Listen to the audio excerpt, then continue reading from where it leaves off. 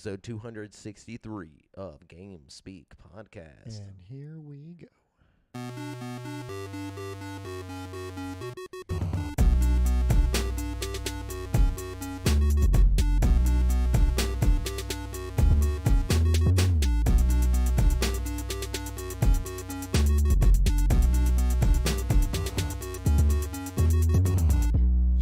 Yo, and hello and welcome to the 263rd episode of Game Speak Podcast.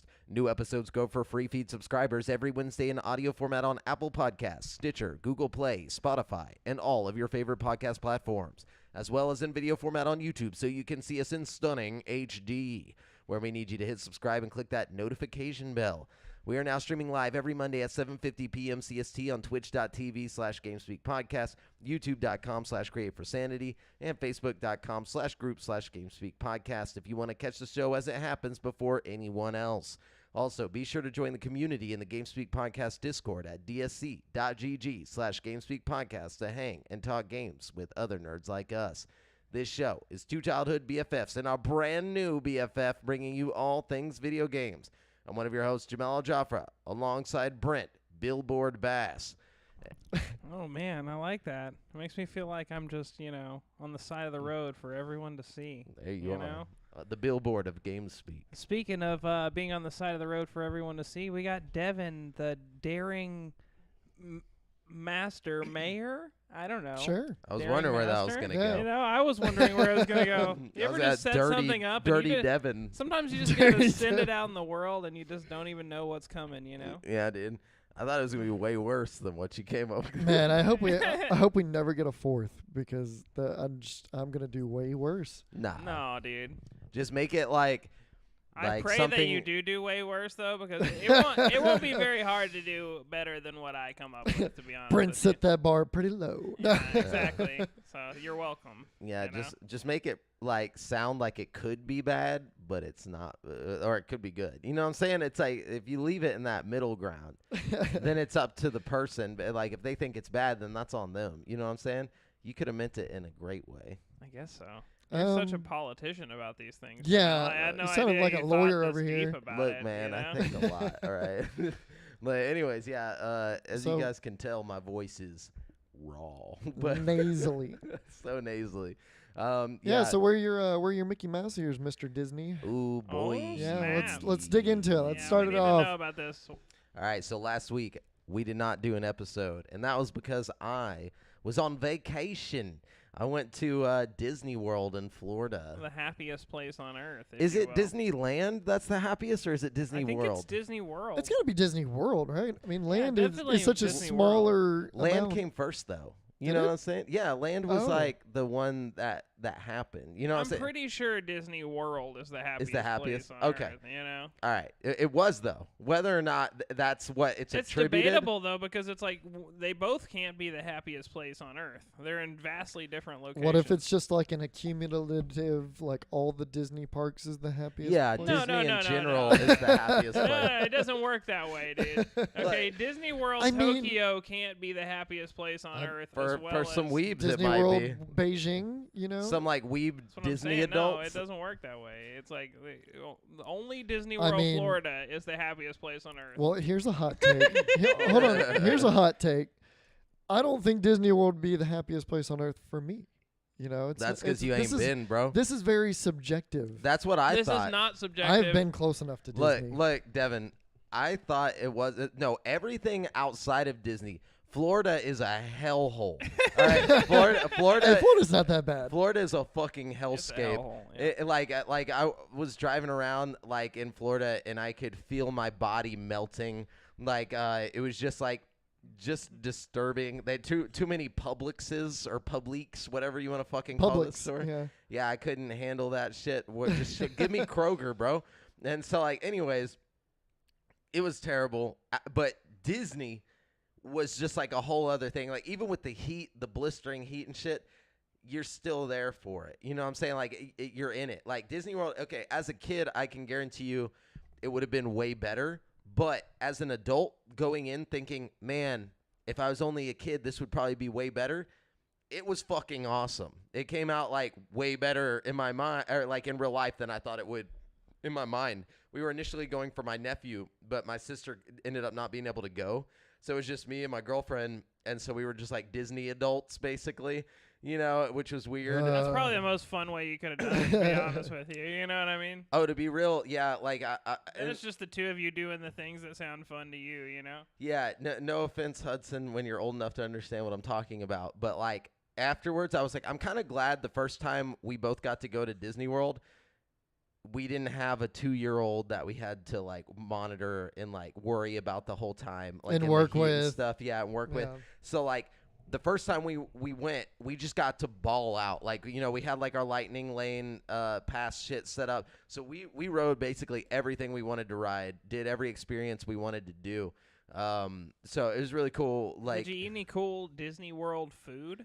No, like they had food. But a lot of it, like at Epcot, was just like normal ass food that you could, but it'd be like we did try some shit. Like we got like a donut like the size of my fucking face, which was cool, to share because, being diabetic, my blood sugar kept getting low like throughout the day. We're just walking in the fucking heat.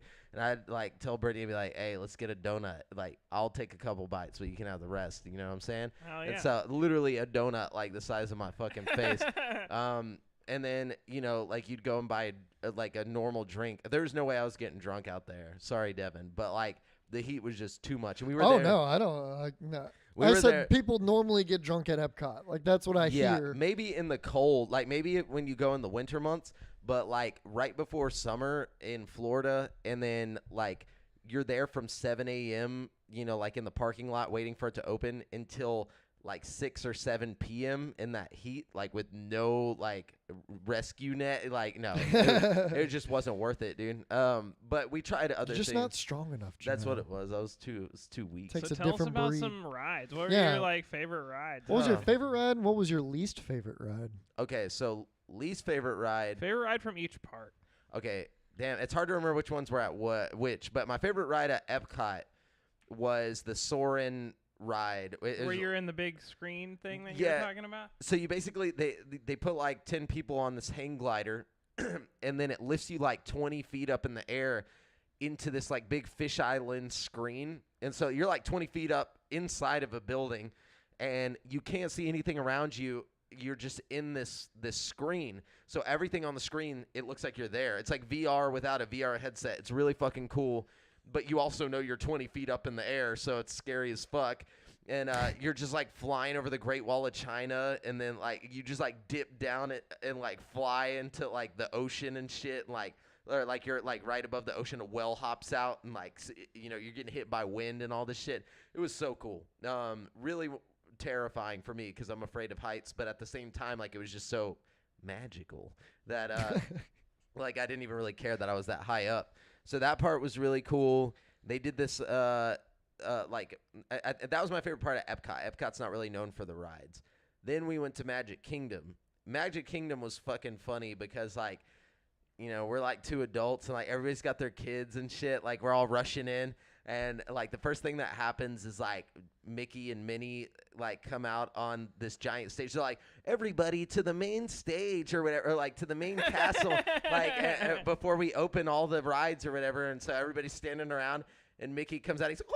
He's like, yo, you fucking people, you ready for this shit? And like he's just, like, hype. I'm not even kidding. But he said that?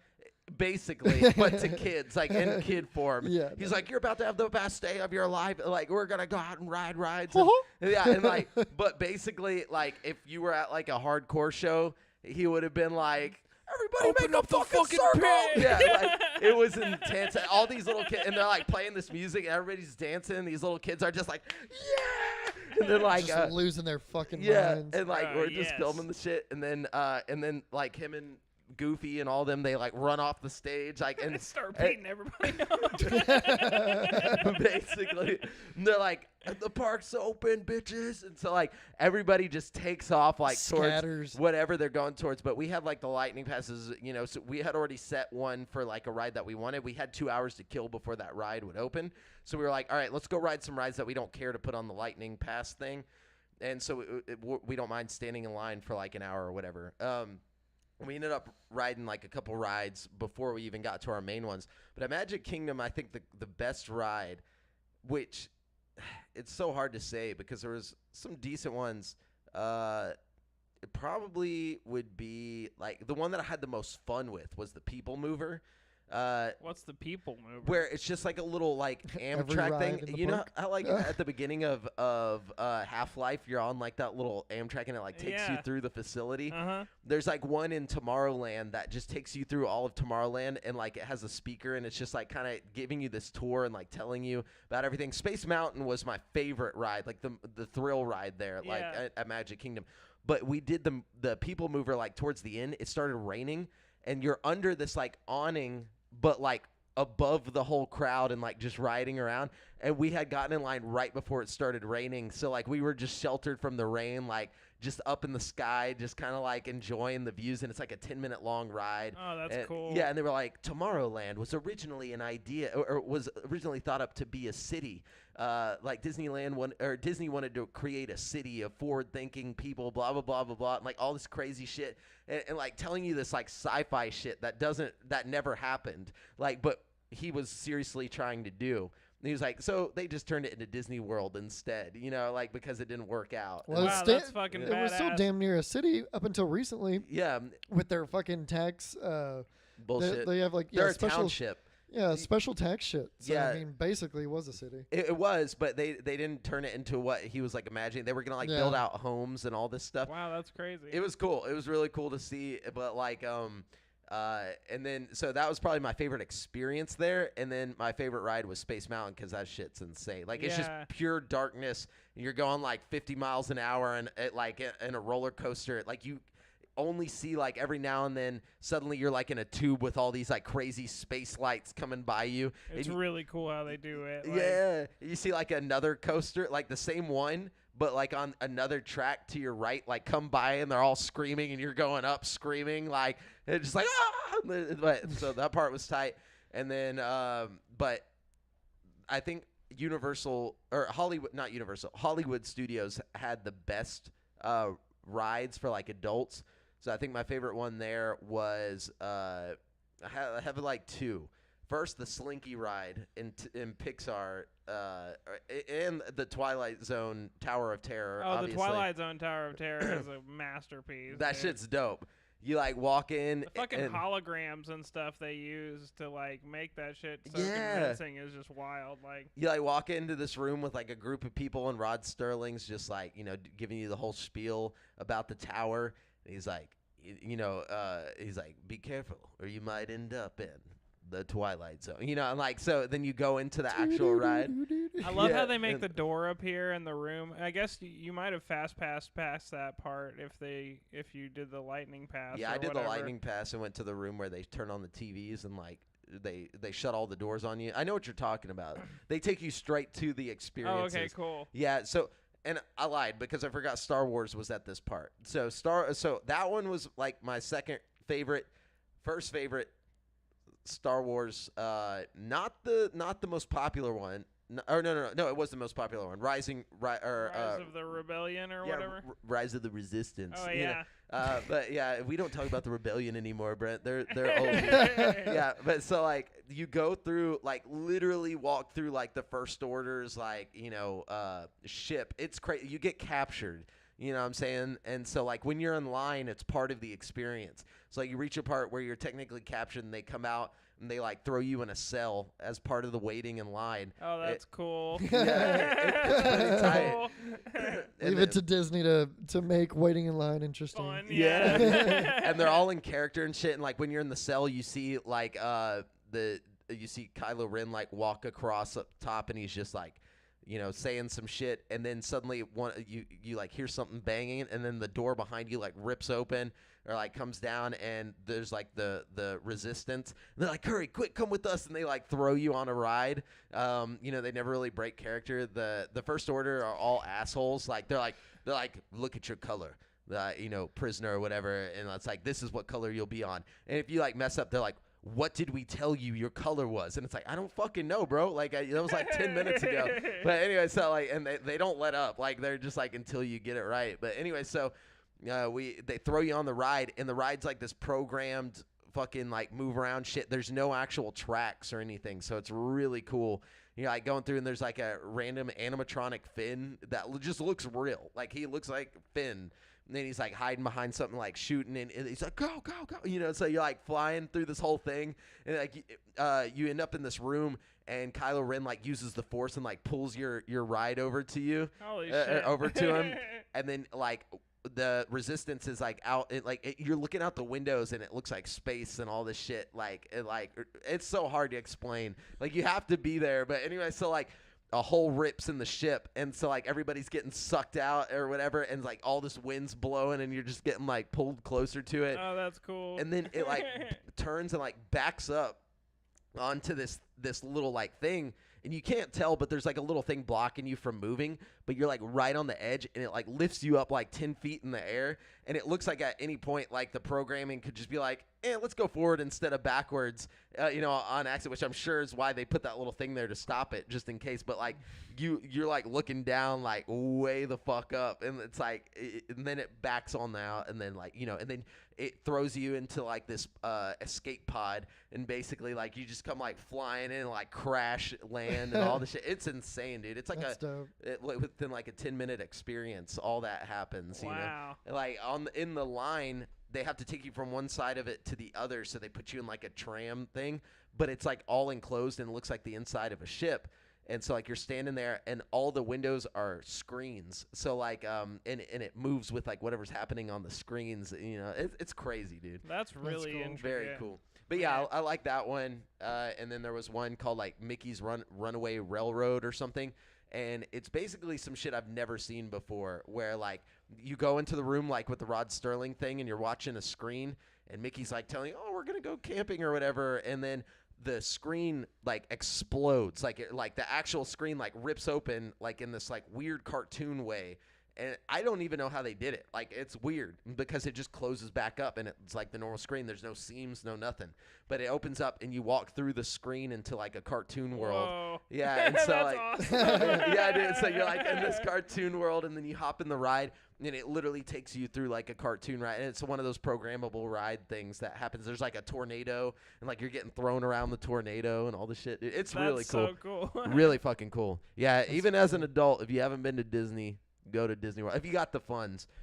We had been saving for a while planning this, but yeah, like I literally saw an article today that was talking about the amount of people that are complaining about the prices of the tickets to Disney World and stuff. I mean, they gotta yeah. keep it dope, That's the thing about Disney World is like it's so expensive because everything is just so crazy. Like, you know what I mean? Like, yeah, they do put a lot of effort into it. Like a lot of the rides and stuff, when you're waiting in line, like you can have the app open and play like trivia and shit, like against other people. Like they have like ideas to keep you like focused and Entertained. yeah, and a lot of the rides they try to keep most of the line waiting indoors. Like most of the rides are inside. It's very rare to have like an outdoor ride. You know what I'm saying? Yeah. So most everything's inside, even their roller coasters and shit. And then basically the worst line we waited for was the Ratatouille ride. I waited in line for like an hour and a half for a fucking rat ride. was it? And it was still dope. It was tight. It was one of the newest ones at Epcot, and it was like in France or whatever. And basically that one, you're the size of Remy the rat or whatever. So like they do this really cool thing, like how they did with Pixar Land, where they make everything gigantic, but it's so detailed that like it looks like you're legitimately a toy. Or like in Grounded, the game. Like it's like that. Like it's, imagine walking into a backyard as like a little toy. It's so fucking cool, dude. Yeah, that's kind of how they did the Peter Pan ride. I don't know if they even still had that there, but like They back did. in the day, you fly over everything, and they have this little miniature town, and it just feels like you're way fucking high up because it's like you're really only like a few feet over this tiny little mini town, Hell yeah. Yeah. I love it. Like Disney may be like a corporate, like, evil giant, but they're fucking Disney World, dude. They got I'm some in. sweet rides. Yeah. Yeah, I'm in. I'll go back. Like, dude, that was the one thing we were like, dude, we should have. invited friends, but And there's other parks you gotta see too, still, huh? Like just Animal Kingdom. just Animal Kingdom. Okay, Yeah, then we you didn't saw miss all of too them. much. Yeah, and we literally did like every ride we wanted to do. So if we go back, it'd be more just chilling. You know, like we already know what everything is. So unless they add some new shit before then, but I know at Animal Kingdom they added a whole area called Pandora, like from Avatar. Oh, that's Yeah. cool. So Did that y'all might hit be the tight. Pleasure Pier up at all? What's the Pleasure Pier? It's like the adult area with the What up, bars Drive and By stuff. Joe? What up? No. Oh wait, we must have. I mean, was this at Epcot or where? I'm not sure, to be honest with you. Yeah, that sounds like an Epcot thing, and we I probably did. I have had no input on this whole conversation because I've never been. I've been to Universal, but not We not gotta Disney let it World. go on a group trip. You know what I mean? Yeah, we What should. up, Lil Bob? What up, Lil What up, Bob? Lil Bob? What What a up, do, Drive By Little Joe? Bob?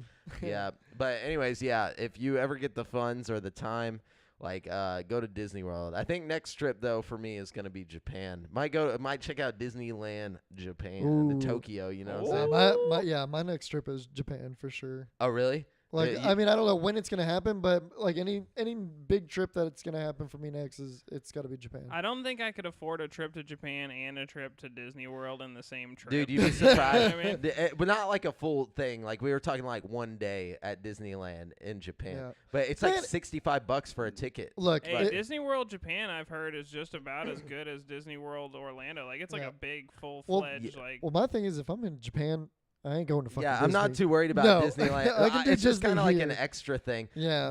Well, now It's probably sweet, dude. It I is, don't know, yeah. man. Disney World Japan is probably next level, dude. Like, But we and I look bet they up- have rides that are like next level that they don't have here. You know? they do have some that are different, but a lot Yeah. of the same. Now, I looked into this already. Now, the tickets there though for Disneyland, Tokyo or whatever, it's only like $65 yeah, for that the seems day. exponentially Oh, damn. cheaper than fucking. Yeah, compared to like 140, 150 a day here. Wow. I Oh wonder- no, so. it's more than that now. I think. Nah, we paid for 3 days. We paid 120 something a day. Huh. It came out to like 300 something total. Jesus. Little Bob says he's going to Aruba on his next trip. That's Hell yeah. Oh, exciting. nice. That sounds Aruba, awesome. Jamaica. But- Ooh. Can- Anytime I see Aruba, that song immediately plays in my head without fail every single time. No doubt. No doubt. Can you actually like or no, that reminds me of the Muppets, which we saw them too there. Anyways, dang. All right, we got to get off Disney World. Yeah. I'm So- glad sorry you had a about good that. time. But yeah, it was Yeah. dope. But outside of Disney World, I finally finished all the Harry Potter movies. I never watched all of them as a kid because like they were evil. You know what I'm saying? Like, yeah, like I always got to like the third book, and then like And your mom burned them all. yeah, then my mom like had a book burning, and then you know, like same with the movies. You know, like I got to the third movie, and then I was just like, all right, well, by the time I was legally allowed to watch them again. In my house, I was just too old and didn't really care. But I went back and watched them all again from the third movie forward because I couldn't handle how kiddish the first one and the second one were anymore. Like it was just, it was like watching the beginning of Hunter x Hunter, knowing how dark it gets later.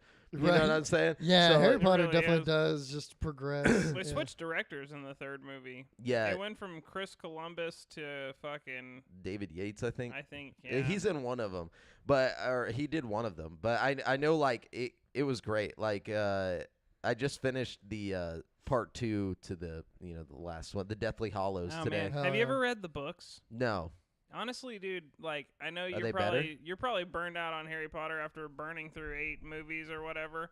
But the books are so much better, dude. They're so fucking good, dude. Like I highly recommend just taking some time. Even the first 2 books are I read the really- first 3. Like I've read the first 3 books. I never got to the Goblet of Fire. Like I never read that one. I got Goblet to the of Goblet. Fire is my favorite book in my opinion. Like I got to the Goblet of Fire, but I don't think I ever finished it. It has like 4 billion pages. honestly, of all the movies that they should have split into 2 movies, Goblet of it Fire. should have been the Goblet of Fire, Yes. dude. You know what There I was mean? so much that they jammed in. They still did a good job, surprisingly. Yeah, it was a good movie. But there was so much in Goblet of Fire, like that they could have expanded on. Definitely. What's he saying there? I'm too blind to read that. Hunter is after Aruba. Wow, Damn, this cool. guy's just traveling the world. Damn, dude.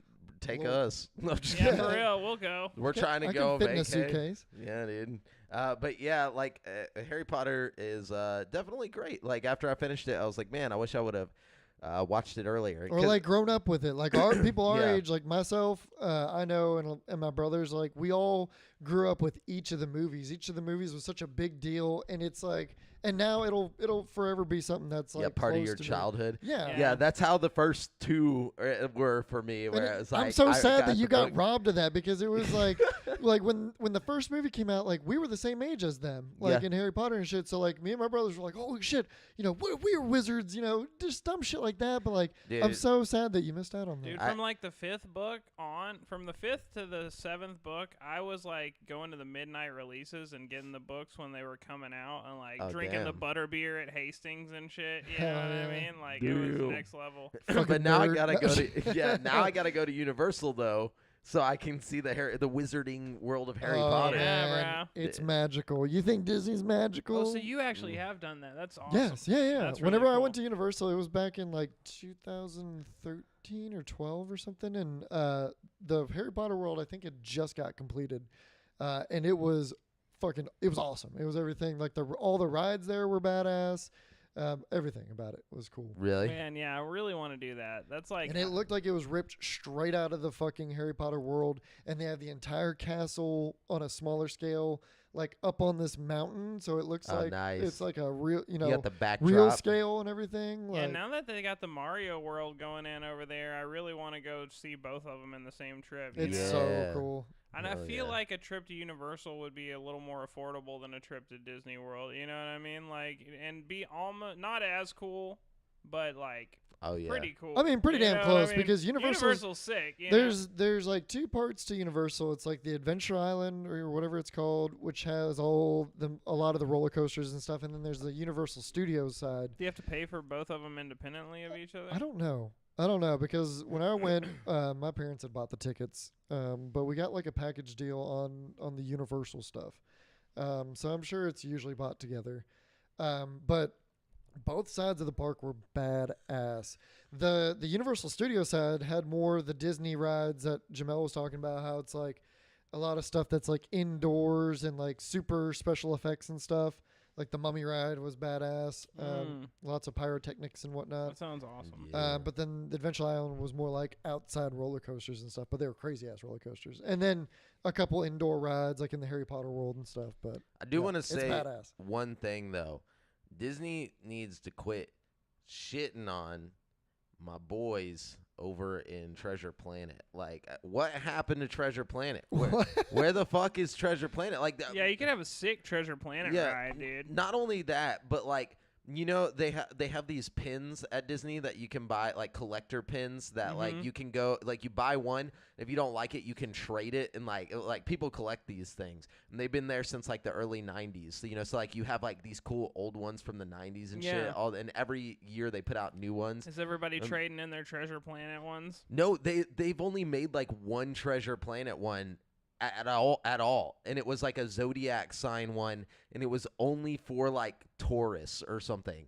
I'm like, what the fuck? Like, The that's hell? so specific. That's like one of those shirts that's like, I'm a tourist, you know, and like, Yeah. like it just made me so mad because I was like asking every place. I was like, hey, you guys got Treasure Planet? And they're like, no, you know, They're like, what's Treasure Planet? yeah, I was like, fuck, dude. Well, did they have Atlantis? They had shit? Atlantis though. They had an Ah, Atlantis okay. pin. I'm like, Alright. bro, I always put those two kind of next to each other, like. they do look similar. Well, not But just Treasure similar, but Planet's also better. like just kind of like, you know, great ones that were kind of like not forgotten about, but like Hey, kinda went on the Atlantis was wayside. great as well. They were both movie Yeah. flops, like for Disney, and that's why they were just like, eh. And it's See, because that's surprising because I knew a lot of people, a lot of kids that saw Treasure Planet when it came out, It wa- including I think it's because it was like in a weird like tween stage, you know what I'm saying? Maybe. Like they were like almost going to anime with the look, you know, like it was like their most like adult looking cartoons Yeah. to that point. It's kind of like Road to El Dorado type shit. yeah. But then like for some reason, or like Prince of Egypt type shit, you know, like it was almost DreamWorks looking. And so they were like, this just doesn't have the Disney feel. And apparently Disney like shat on it because they didn't have princesses in them. And so they were just like, no, we don't want this. Like, so they didn't even market them correctly or Damn. anything. I was looking into it. Disney. Atlantis almost had a princess in it with that one chick. You know what I mean? Doesn't count, dude. I mean, wasn't she basically a princess? She's basically a princess. Yeah. Yeah, I don't know. Whatever. That Disney's sounds- tripping. Disney Disney be is tripping. tripping. But anyways, so Brent, what else did Well- you do in the past 2 weeks? I also spent a little time at the old theme park Rooney. Oh yeah. Wait, last what? Christmas I got a season pass to Six Flags, right? Oh, nice. You know, which, sweet, Well, hey, you can use that real quick. That season pass is also able to use down at the what is the fucking water park? Yeah, off that's of what 45? that's what I'm getting Oh, to. sorry. Oh, okay. My bad. No, My bad. it's okay. I found out recently that I can use the Six Flags season pass at Splashtown, Damn. the water park. It's down not the called road. Splashtown Yeah. anymore. It's called Wet and Wild. No, It's they still Six call Flags. it Splashtown, bro. It's Six Flags, Wet and Wild, Hurricane Harbor, Splash Town. Splashtown. Oh, okay. I thought Wet and Wild was just Actually, like the I new think they name. dropped the Wet and Wild. I think it's just Hurricane- Six Flags, Hurricane Harbor, Hurricane Harbor. Splashtown. Yeah. now. Alright, so we can cover this. It's not called Wet and Wild. Yeah, So- I think they took the wet and the wild out of it. Oh, It's just okay. it's no longer wet or wild. It's Yeah. still wet and wild, but it's not in the name. Probably you too know what I many mean? unintended Google results. with Yeah, that I was one. about to say, I don't know if you can even like type that in. I'm gonna look that up. Yeah. Anyways, What- go ahead. Anyway, so me and Audra are both like Gold Pass members, which is like the lowest on the totem pole you can get or whatever.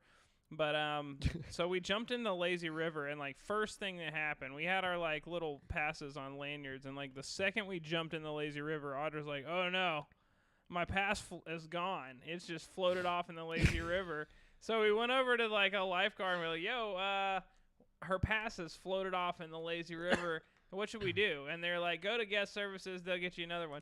So we're like, "Okay." So we go to guest services.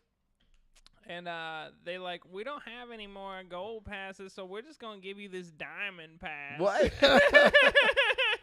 And so Damn. Hell they yeah. just gave Audra this like diamond member pass, which is like the best like ones. Yeah. Now every time we pull up to Splashtown, she shows them her little diamond pass, and like we park in like this The preferred exclusive parking. fucking Yeah. parking spot and shit. Like we get like Damn, the dude. fucking discounts and stuff. So Sometimes I feel like your luck is weird as fuck. I have Brent. incredible luck. Yeah, it's like you drank strange. like the fucking Well- luck shit from From Harry Harry Potter. Potter, yeah. Yeah, dude. Liquid luck, dude. The Well, you Felix can legend. share a little bit of that luck. Yeah, when you gonna share some of that, dude? Some Dude, of that so- liquid luck. Okay, man. so do they still have the rides? Because I went there as Six Flags was taking it over. Do they still have the rides that require you to know how to swim? Are those still there? I mean, it's a water park. No, so no, no, no. So no. Let me.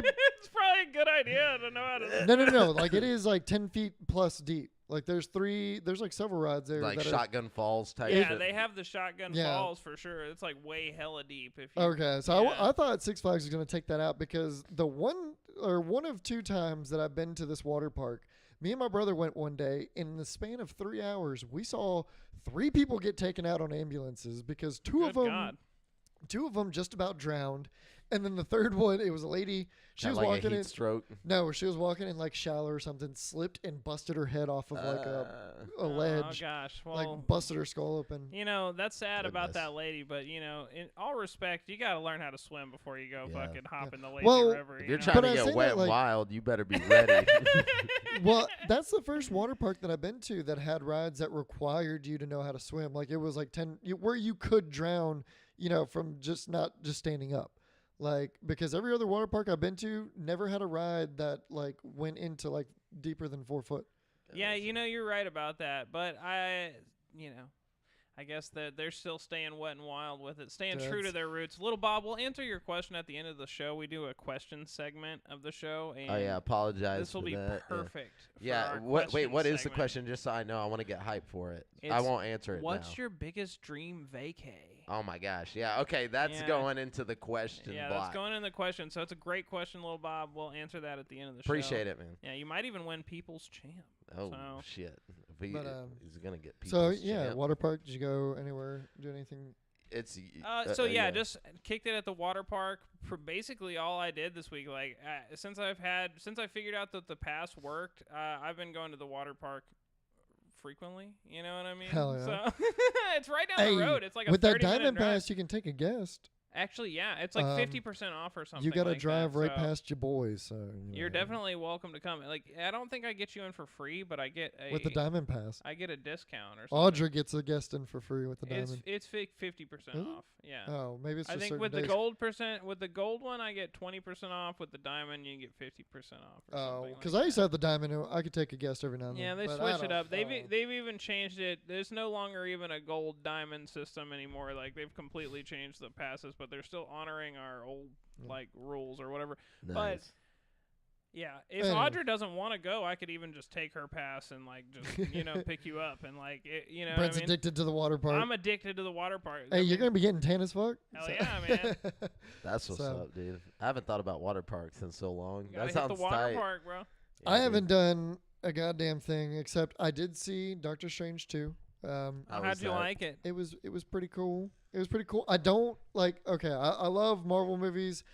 I'm not a big fan of Sam Raimi. Why? Some of his he's Why? kind of Why? corny because he's kind of Why? corny. You don't like Excuse Evil me, Dead, why? bro? You don't Bro. like Spider-Man, You don't like bro? Spider-Man, The bro? only Spider-Man, I bro? like The real I like Sam Spider-Man? Raimi's Spider-Man because those are the films that I grew up with. You And never the got best. dragged That's to hell by that's Sam where it Raimi, fucking ends. bro. Like, I can't. It's going back and Wow, watch. dude. When's the last time you went back and watched those movies? Wait, you talking about the Spider-Man, Spider-Man movies? bro? Yeah. Recently, bro.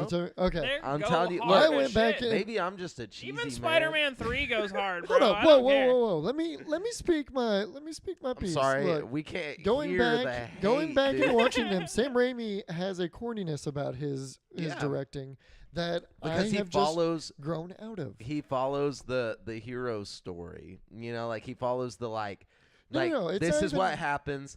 You know, like the nerd. You know, he stumbles across like this thing. And he has to.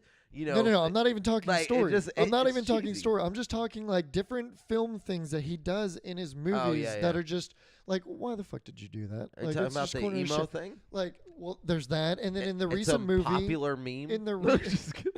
in the recent Doctor Strange, there's a scene where like something like big happens, and they literally pan on one person's face, they pan on the other person's face, and then they pan on the third person's face. It's called And art, Devin. and then they pan back. They pan back at the fucking like event that just happened, and like, but it's just a door. Like Devin. literally nothing happened. And I got 3 words for you, Devin. dude, Sam I got- Raimi's, That's how I feel about corny Quentin as fuck. Tarantino, Devin, to be honest with I got 3 words for you. I don't care. Godspeed, Spider-Man. you. And you better So- take it. But notice how Raimi didn't direct the recent Spider-Man. Anyways, no, I don't think that's why, but it was I- bad. It was badass. Yeah, but notice how the recent Spider-Man was like directly influenced by Sam Raimi's influence, and No, it like just fucking brought the fanfic in it. basically the most successful movie. of all time. It was a lot of time. fan service, but I was totally there for the fan service. You know why there was But- so much fan service? Because there's so many because fans. so many fans love Sam Raimi's. Yeah, dude. Look, man, they Spider-Man. hold a special place in my heart Fan- because I grew up with them. But Fan that's where it Raimi, ends. dude. Fan Um, Raimi. And then And the what Evil else? Dead, bro. I did something else. Ouch. Yeah. I've actually never seen the Evil Dead. Oh, And you never seen ouch, Drag Me to bro. Hell? Mm. Like I like his cheesiness. There's like a Yeah, it's a charm to it. you there's know? really a charm to See, it. I just don't like his superhero cheesiness. That's Yeah. that's it. Yeah, maybe try Like- some of his cheesy horror movies. What are you talking? You don't like the part where all the like the Boston people are like, hey, if you're gonna mess with Spider-Man, you gotta mess with go us. through me. Yeah, He's just a kid. yeah. Hey, leave the kid alone. He's 45. He's like literally like 30 in high school. Like such a good movie, dude. I don't know what you're talking about. I don't know Look- what you're talking about. look, Get man. out of here. Forget about it. But anyways, But yeah, and then just basically, I hadn't done anything on either of the weekends. Just saw the movie and been gaming a whole lot. good. Yeah, that's real. Because I have not, so you guys gotta have games to talk about. Yeah, Anyway, we don't have let's much get into news to news. talk about Yeah. either, to be honest with you. Like, Not I a only whole found lot. like one I or found two like a articles. couple. Yeah, let's jump into the video game news just so you guys know we are using video game news articles from around the web, and we do not claim any of them as our own. We're just bringing them all to one place for you. You picked a great week to skip because I don't think there was any news last week. That was Literally worth talking nothing. about. So let me see if I even have anything worth talking about. They announced the new. Okay, check this out. This isn't even video game news. It's technically a movie, but I predicted this unwittingly on this show. Another prediction. It'd be like that. Remember whenever I was talking about the lore of like Predator, like the movie Predator, and I was talking about how like back in the like 1700s a predator had came down and like dealt with the pirates. Yeah, they're making a movie called Prey about Predator being there during like the 1700s. Dealing with pirates? No, so he's like fighting like a Native Americans or something. Like, I'm like, what? But they're that's just unfair. No, it is very unfair. But you know, like they've got like bows and arrows and shit, and he's just like. Yeah, but I was like, I was saying, Arnold Schwarzenegger with a machine gun had a hard time. Yeah, that's what I'm saying. Arnold Schwarzenegger with a machine gun. Yes, but we all know that the Native American tribes. Although he did kind of win at the end of Predator with a bow. tree. With a tree, not a bow. No, he made like a makeshift bow, right? In one of the Predator, I think it was Predator, the original Predator. He made like a bow and shot the fucking Predator in the face with like a fucking exploding arrow, right? Like I don't remember what he shot him with. He tied a grenade to like a stick or something. Yeah, he ended up killing him by dropping a log on him. It came down to something primal. Like okay. it was like a Scooby-Doo trap, and like, it fell on him. Like I don't think he killed him with the bow, but he made a bow and used the bow. I'm pretty sure. Like there's that part where they like the dude has a straight minigun, and like they all have guns and they're just firing into the woods. They literally chop down half of the fucking Amazon and don't even hit him once, and then he drops a tree on him. Like. I love Predator, dude. It was a good movie. But like this, I just couldn't believe it. When I saw the trailer for this, I was like, no. I like was reading the comments on it, and everybody's like, yeah, right, dude. Like, what is this? They're gonna just fight a predator because they're like Native American, and I was like, y'all don't even know the background, bro. I was like, we were just talking about it. Listen to GameSpeak podcast, dude. You guys would have known this happened. He fought pirates, you know, like. How he fought pirates. Yeah, dude, like or a predator fought pirates, you know, like with like a fucking like sword, you know. So like, dude, Captain Jack. Yeah, dude, that would be the ultimate crossover. Predators versus of the Caribbean, bro. Jack Oh my Sparrow. god. Oh my god. Oh my god. Yes. Didn't Johnny Depp said he's done with Jack Sparrow? Well, no, Disney. Yeah, but he said hasn't he's heard done. our pitch for No, Predator Disney said v that. Jack Sparrow. Disney said you know that what it's I mean? undetermined. Disney actually put out a statement a couple days ago. I saw it when I was looking for news. Disney put out a statement saying that Johnny Depp's future with Jack Sparrow is uncertain. When several weeks ago Johnny Depp said that he was done with Jack Sparrow. Disney says you're done when we say you're done. Yeah, they just have his corpse like. I was. They just replace him with an animatronic. Yeah, but anyways, Jeez. so what do you guys got? That was like my little bit of news there. I have some other stuff, but we'll see. Well, I've only got one, so I'll try to stretch. Or no, I've got two, so I'll stretch it as long as I can. Y'all go ahead. You know. Unless you want me to go ahead and get it out of the way and just shut up. Yeah, just get out of the way. Here we go. and shut up. All right, Gotham Knights developer Warner Brothers Montreal has revealed new gameplay footage for its upcoming superhero co-op game, as well as details on which platforms it'll be landing on. Much like Rocksteady's upcoming Suicide Squad game, Gotham Knights will only be available on PC, PS5, and Xbox Series X and S. There will be no PS4 or Xbox One versions of the game, as Warner Bros. Montreal explained in a press release that it is aiming to provide the best possible gameplay experience using the more powerful hardware available. So nice. Brent, did you watch the gameplay on that, or did either of y'all see? I the did. gameplay? Yeah, I saw a little bit of it. I was not impressed, or I wasn't. My expectations were set pretty damn high. Seeing the Suicide Squad gameplay. Yeah, that's the problem. Suicide Squad looks so much better, dude. Yeah, you know? and it it could be because it's still in really early development. No, I'm probably it's not in still early gonna development. play it. I'm not gonna lie. When's it slated for? It's slated for the release this year. Yeah. I'm really worried about it because the combat also looked kind of dry. Yeah. You know what looked better than the first time we saw it, though, that we saw again recently? Fucking What's Saints Row. They showed a new Yes, gameplay trailer for Saints Row. Okay, that one I had Not gonna lie. extremely negative, a negative idea about it. And Yeah. I'm glad you brought this up because I meant to make a note to talk about this.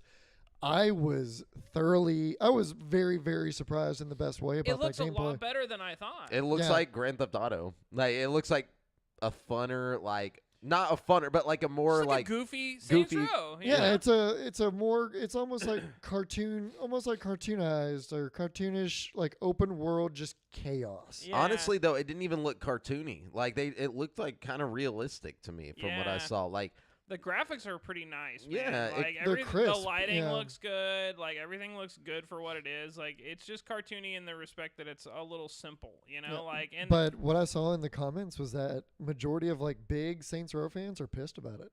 They're still Really? mad. they're Yeah, still mad. they're still mad because it's straying so far away from 1 and 2. See, okay, but it looks more like 1 and but 2 we've to already me. gone so far away from 1 Yeah. and 2 that at this point there's Yeah. a step back towards Well, I guess 1 and 2. Yeah. I You guess know the what I true mean? fans were hoping to go To to Like me, one more and two. gangster. This looks Yeah. more like a step between 2 and 3. Like a little step down from 3, a little step forward from 2. You know what I mean? Into the wackiness from 2, out of the wackiness from 3. Just kind of you're landing at modern reboot Saints Row. You know what I mean? 3 and 4 was just like, what the fuck? Like, Yeah, and it was just too much. Like, at 3 they added like the dildo weapon, and everyone was like, yeah, that's funny. And then 4 they were like, people are dildo weapons. And then From like, space. yeah, we were like, all right, and they're bro. vampires too. Like, you are the president's daughter, and it's like, wait, what? This is like, we And don't she's have a a dildo plot. weapon from space. Oh shit! Are those trimmers? This is like, Yeah, they just got a little wild with it in 4. Yeah. Like they just it was didn't too even care. much. Like I thought 4 was a horrible game. 4 was I didn't like even play really 4. really bad. I 3, played a little bit of 3. 3 and was good. I appreciated its wackiness. 3 and was like, fun for what it was. That's what I'm Open saying. world. It was like a little. They were like, "Hey, let's try and be a little wacky this time." Yeah. And they were just like, "Let's fucking die in 4 wackiness." like, oh, they like wackiness, eh? just too far. The wacky gun. Yeah. They just like threw up, dude. It was just too much. But anyways, yeah. So I'm pretty excited about that as well. It looks good. Definitely surprised me. Haters Yeah. gonna hate. So Gearbox has 9 AAA titles in development as owner Embracer continues to grow. I mean, So okay, like I feel like every major production team has like 9 games. You know, I think I don't know. not developers, but producer, like because they're talking about Gearbox. That's just a publisher. So yeah. so it's like the publisher. Yeah, of course, the publisher's got like 9 games thought out, like or at least But people AAA testing titles, them out. though? Yeah, that's all they do is make AAA. So Well, titles. Gearbox has always kind of been putting out a bunch of bullshit, and like Yeah. not a bunch of bullshit, but like Gearbox has always been putting out a lot of shit, and Yeah. like some of it hits and some of it misses. Like you got Yeah. your Borderlands, and then you got your Battleborns. You know what I mean? And like which was awful. it wasn't necessarily the worst game ever. It just didn't hit the mark with I guess most audiences, and like it flopped. You know what I mean? And Like then you also got Duke Nukem Forever, which was like the historical flop. yeah. But they also did Half-Life Blue Shift. They did Okay. Halo for the PC, I think. They did a bunch of shit. Like Gearbox was working, like they're always making something. Yeah. You know what I'm saying? Whether it's going to be good or not, that's the question. I definitely some of the respect titles their that they- catalog for sure. Yeah, some of the titles that they know of that are in development are Homeworld 3, Hyper Light Breaker, Relic Hunters Legends, and Have a Nice Death. Yeah, so Yeah, I don't Yeah. know about any of that. I wouldn't Yeah. call half of that AAA. Like half of that sounds like indie or AA level, like at most. Well, speaking best. of Gearbox, sorry, can I just throw Yeah, this one yeah, out go there ahead. since it's such a nice segue? Fucking Borderlands 3 is free on the Epic Game Store right now. If you're a PC gamer Very and you nice. have yet to claim Borderlands 3, you only have like a day or two to do it. So And there's cross-platform capability with that game yeah, too. So PC, shift matchmaking, yeah. and it runs really well on like lower tier PC. So like I have that game on Steam.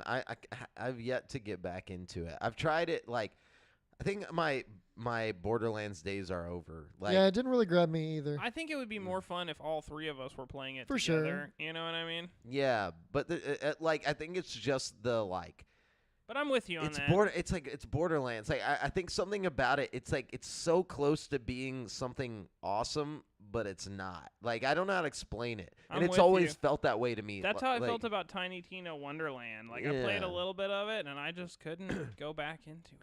you It's know? like, why make 8s when you can make 10s? Like, it's obvious that this game could be amazing. Like, make it more like Skyrim. Like, make it like more story focused with this open world. The fact that you have like this awesome cool co-op shit going on in this like giant RPG world, give the world something more other than like The funny problem characters. is, I think they're so focused on making it a cohesive multiplayer experience that they're worried about like long exposition dumps with fucking like characters where you'd have to be sitting there with your multiplayer partner like not doing anything but listening to like a cutscene play out or That's something. where you know that's what where I mean? game development comes in handy. Make it to where you're never standing. Like if somebody's giving you exposition, you're running somewhere, or like you're Well, doing that's some kind shit. of what they try Red to Dead do did right now. that, You you know know? what I mean? But I just feel like it doesn't come across as like it kind of has the Fallout 76 syndrome where all your stuff is coming to you in terminals and like just shitty NPCs. You know No, what and I mean? get Like, that, and not necessarily the narrative, but the world itself. Like the Empty world's boring. in-betweens. Yeah, there's nothing in there. It's just like a constant like you see the same type of boxes everywhere that you open, and it's more so different loot everywhere rather than like making different designs for like the areas and like trying to really flesh out this like post-apocalyptic world that could be really fucking cool, but it just all looks exactly the same everywhere. It's just like now you have a better gun and you might run into a stronger bad guy who can take more shots. You know what I'm saying? yeah, It was fun when it originally came out. It was a cool concept and Yeah. something completely new. But at this point, it's just redundant. It's like add something to it. You know, give us something new. You know, I don't know. That's just my personal beef with that game because I loved it when it originally came Yeah. out. Well, it's free right now. Yeah. If Don't anybody waste wants your to form their time. own opinion of it. Yeah. yeah. No, yeah. And, like, it's definitely worth a play, especially if you want something multiplayer with some friends. But, like, I'm just talking about on a critical level of, like, you know, like what I want out of that series because I don't want it to die. I want it to become something better. Jamel just wants it to elevate to Elevate. the next level. Yeah, for real. Okay, so this is some good news for Xbox people, especially in wake of the delay of what was the Xbox game that got delayed to next year? Oh, the big Bethesda. one. It was a Oh, yeah. big one. Yeah. Starfield. Starfield right? got Yeah. Yeah. pushed back to next year, which who wouldn't have seen that coming? Yeah, it's basically Bethesda's only. I mean, Xbox's Only big game thing co- for this year. But I think they got Well, a few. Halo came out this year They got a technically. few tricks up their sleeve. You know? Yeah. Actually, I think Halo came out at the end of last year, right? Technically. The co-op? No, the story came out I don't this even year? remember. 'Cause it was Did it, multiplayer. though? Multiplayer dropped first, and then it was the story. Yeah, because the game Really? got delayed like 2 weeks or something. Something. And I think it don't came out know. like right in January. I can't Okay. keep up with all the fucking delays, guys. Same. Like, But there's so many. so Kyiv-based GSC Game World has seemingly confirmed it has resumed development on Stalker 2. Heart Oh, good. of Chernobyl following a pause that was due to the Russian invasion of Ukraine.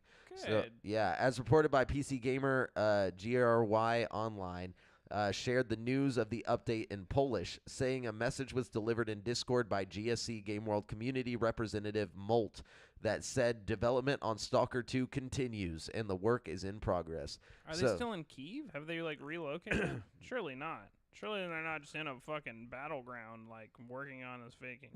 I have Game. no idea, dude. I mean, maybe they are. Maybe they're in a bunker. Like just Maybe they went to like Poland or Yeah, something. I think that might be the case. But Um, they're working on it again though, so that's great news. Yeah. Anyways, what you guys got? I don't got nothing else. I couldn't find any real good news. Okey doke. The Witcher 3 is getting its next gen versions in Q4. Hey, There you go. nothing wrong with that. I've got all the DLC and everything. I'm excited about that. Yeah. but So yeah, I've actually been waiting to replay The Witcher 3 because of this. Nice. So that's exciting stuff. I think it's gonna have ray tracing and stuff in the update. maybe I'll play it for the first time. It's really a great game. Like so honestly, do you think we'll see an update with the PC version then? yeah, I think so. Okay. Yeah. I'm about to say because if that's the case, then I'll give it another go too. I have it on Steam. I got it Yeah. on like sale. You PC gamers can finally play it on our level. Xbox Series X. You know, I'm not gonna lie. That's actually been kind of a trend lately. Like fucking the old games getting updates for modern Consoles. but not getting it for like a Grand Theft Auto 5 right now is a better experience on console than it is on PC. Like there's not a ray tracing natively implemented into the PC version. Really? And, yeah, and on fucking That's dumb. I on mean, why would there's- any feature given to next gen consoles not be available on I PC? don't know. Because It's weird. just like the porn industry leads technology, the consoles lead the gaming industry. You know Yeah, what but I'm you saying? have to like make it on a PC. You'd think that they would just be like, why not? Well, they Just don't learn- necessarily make it on a PC. They make it on demo kits like that I are guess so. like they're basically because they have to know what the limits are Capability, of the Yeah. console. So they make it on the consoles first. And then they're like, okay, we can add some shit for PC later, basically. It's dumb. But anyways, Final Fantasy VII Remake director Tetsuya Nomura has said Square Enix will be making, quote, various announcements next month regarding the original game's 25th anniversary.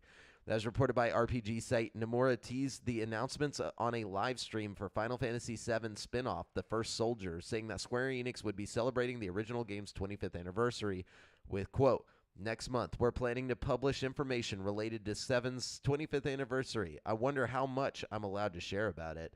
Next month, we will Whoa. publish various Ho, things. ho, ho. So, Hopefully they announce remake fucking part part 2? 2. Like, come on, dude. Like, it shouldn't be a fucking secret at this point. And like, didn't they say it's like 4 parts? Like, no, kinda- they said 3 parts, but Jesus Christ. Yeah, dude, by like, the time the third one comes out, like, and we were all joking about this back then. Like, we're all gonna be like in our like late 30s or like in our 40s. it's not even a joke. Like Yeah. at this point, it's like that's really how this is gonna be. Like, I expect to be like 36 or so at least by the Play fucking part part three. 3. You know what I mean? or like, by the time he announces, like, oh, we might be talking about it and at Kingdom this Hearts year's 4 will 50th also just be anniversary. coming out at that point. You know what I mean? Anyways, but yeah, that's it. That's all the news I got.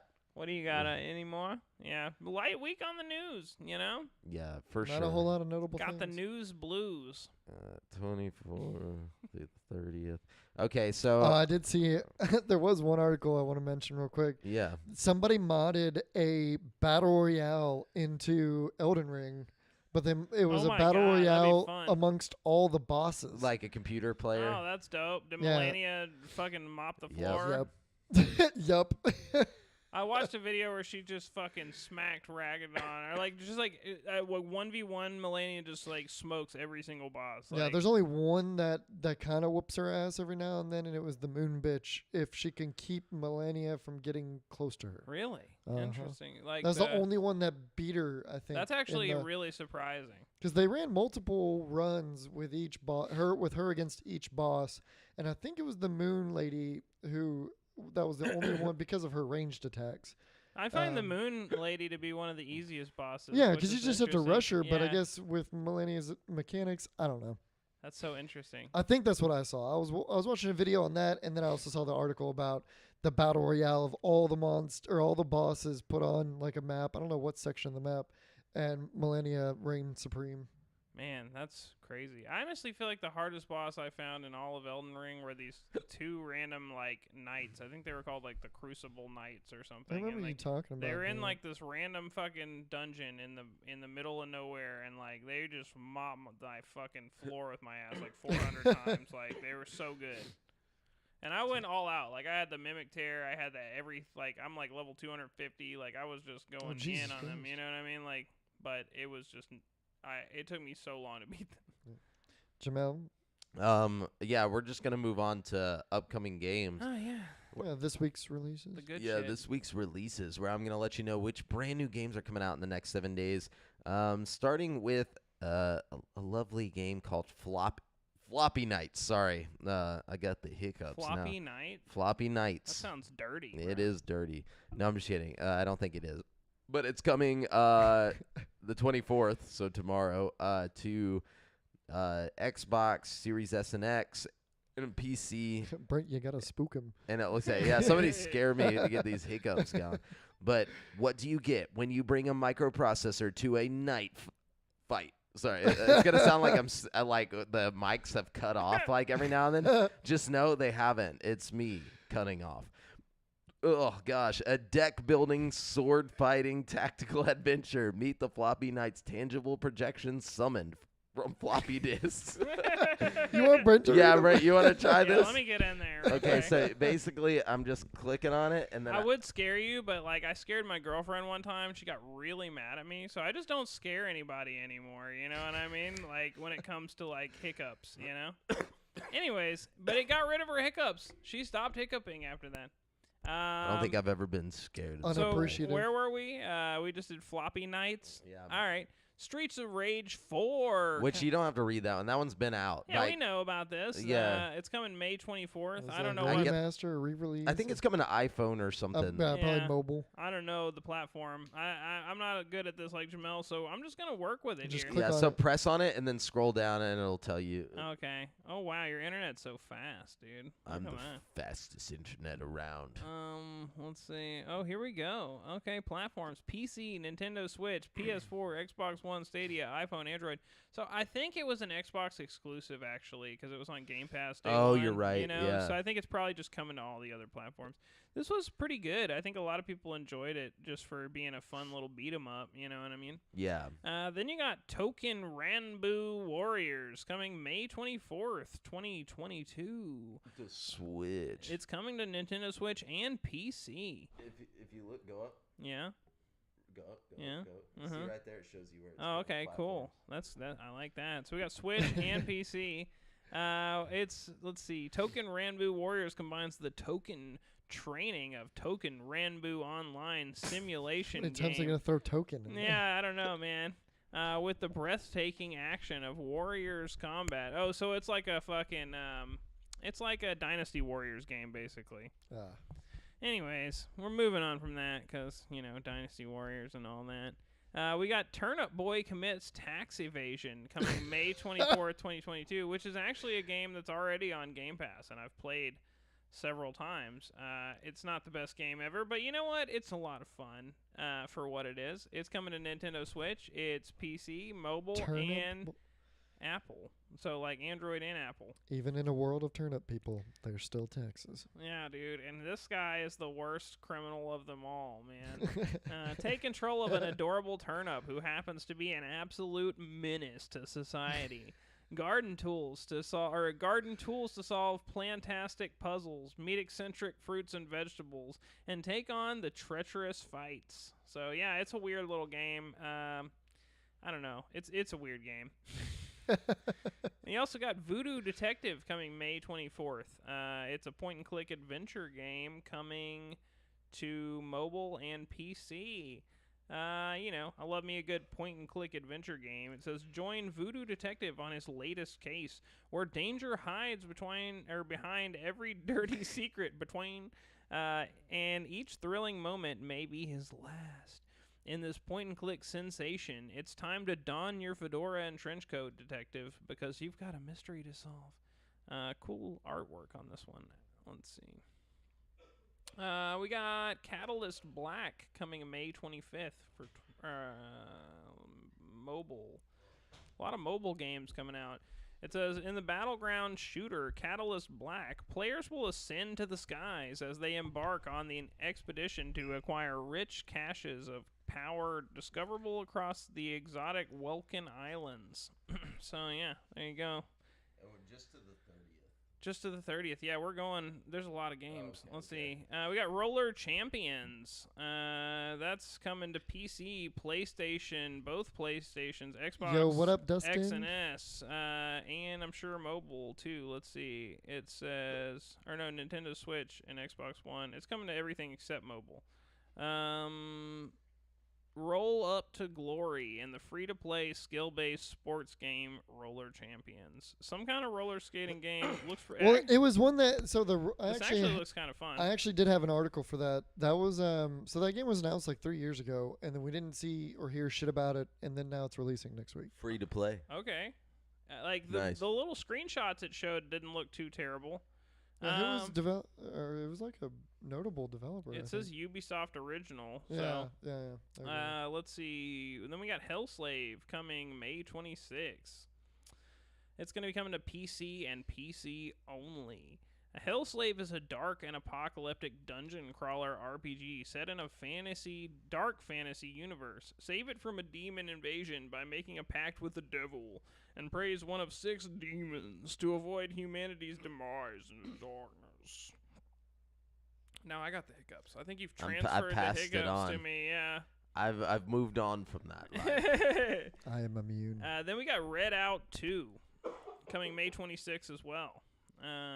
Between May 24th and May 26th, there's going to be like a bazillion games dropping. This is coming to PlayStation 4, PlayStation 5, Xbox One, Xbox Series X and S, PC, Nintendo Switch. The fastest game in the universe is back. Red Out 2 is the next generation of anti-gravity racing. Get ready to experience lightning-fast speed, stunning futuristic visuals, and a killer soundtrack. That's the one that's supposed to be like that's the one that's supposed to be like a spiritual successor to like Wipeout, F-Zero. F-Zero, yeah, it looks like F-Zero, that's for sure. Then you got Sniper Elite 5 coming May 26th. This is going to be coming to day 1 to Game Pass, which is pretty exciting for all you nice Game Pass folks over here. This is coming to PC, Xbox Series X and S, Xbox One, PlayStation 5, and PlayStation 4. Sniper Elite 5 offers unparalleled sniping, tactical third-person combat, and an enhanced kill cam.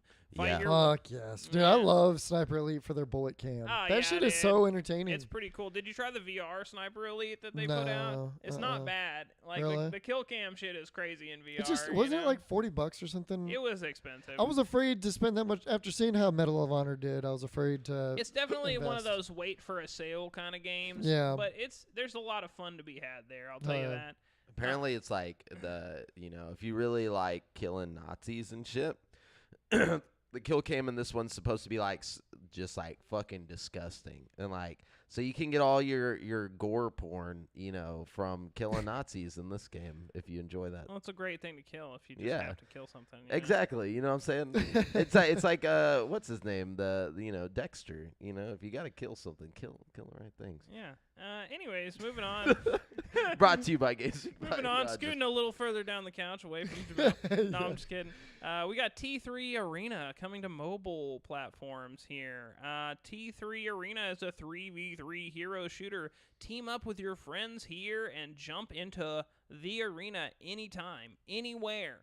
Powerful characters with their own personalities, exciting and diverse game modes, and effortless auto-firing options are all waiting for you to discover. Effortless auto-firing options makes me feel like you're not even going to really have to try. Don't even play our game. Then you got Moolander coming May 27th. I can't turn left. It's coming PC, Xbox, Switch, and PlayStation. Scour the unknown in search for a source of infinite milk with your civilization's last spaceship in Moolander, a 2D adventure platformer where you can discover secrets, solve puzzles, fight intelligent enemies, and tame mighty cows. So, nice. Weird one right there. Then you got My Little Pony. A Maritime Bay Adventure.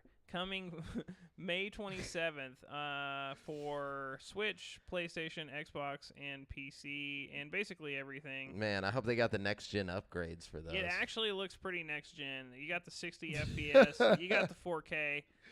Discover the next there it goes. Discover the next generation of ponies and their enchanting world at Equestria in My Little Pony. Yeah, a maritime Bay modern adventure. version of ponies suck, dude. Yeah, bro. I'm ready for next gen ponies. This is totally next gen. You got the PS5, Xbox Series X and S updates. I just imagine like low quality real life ponies, and like somebody just like upgraded them bitches. So now you got like these next gen ponies. If they're real life ponies, what makes them low quality? You know what I'm saying? They're just not good enough. Do you want look, you put next gen in front of anything, I'm down. Yeah, you know what I'm kind of with that, actually. You son of a bitch. It's like, you son of a bitch. Are you tired of the Big Mac? Get ready for next gen Big Mac. Dude, you know Mac what I'm Big. If they dropped a next gen Big Mac, I would be all over that. Higher bro. poly count, dude. Yes. Holy fuck. This makes me hungry for a Big Mac. Yeah, I want a next gen Big Mac.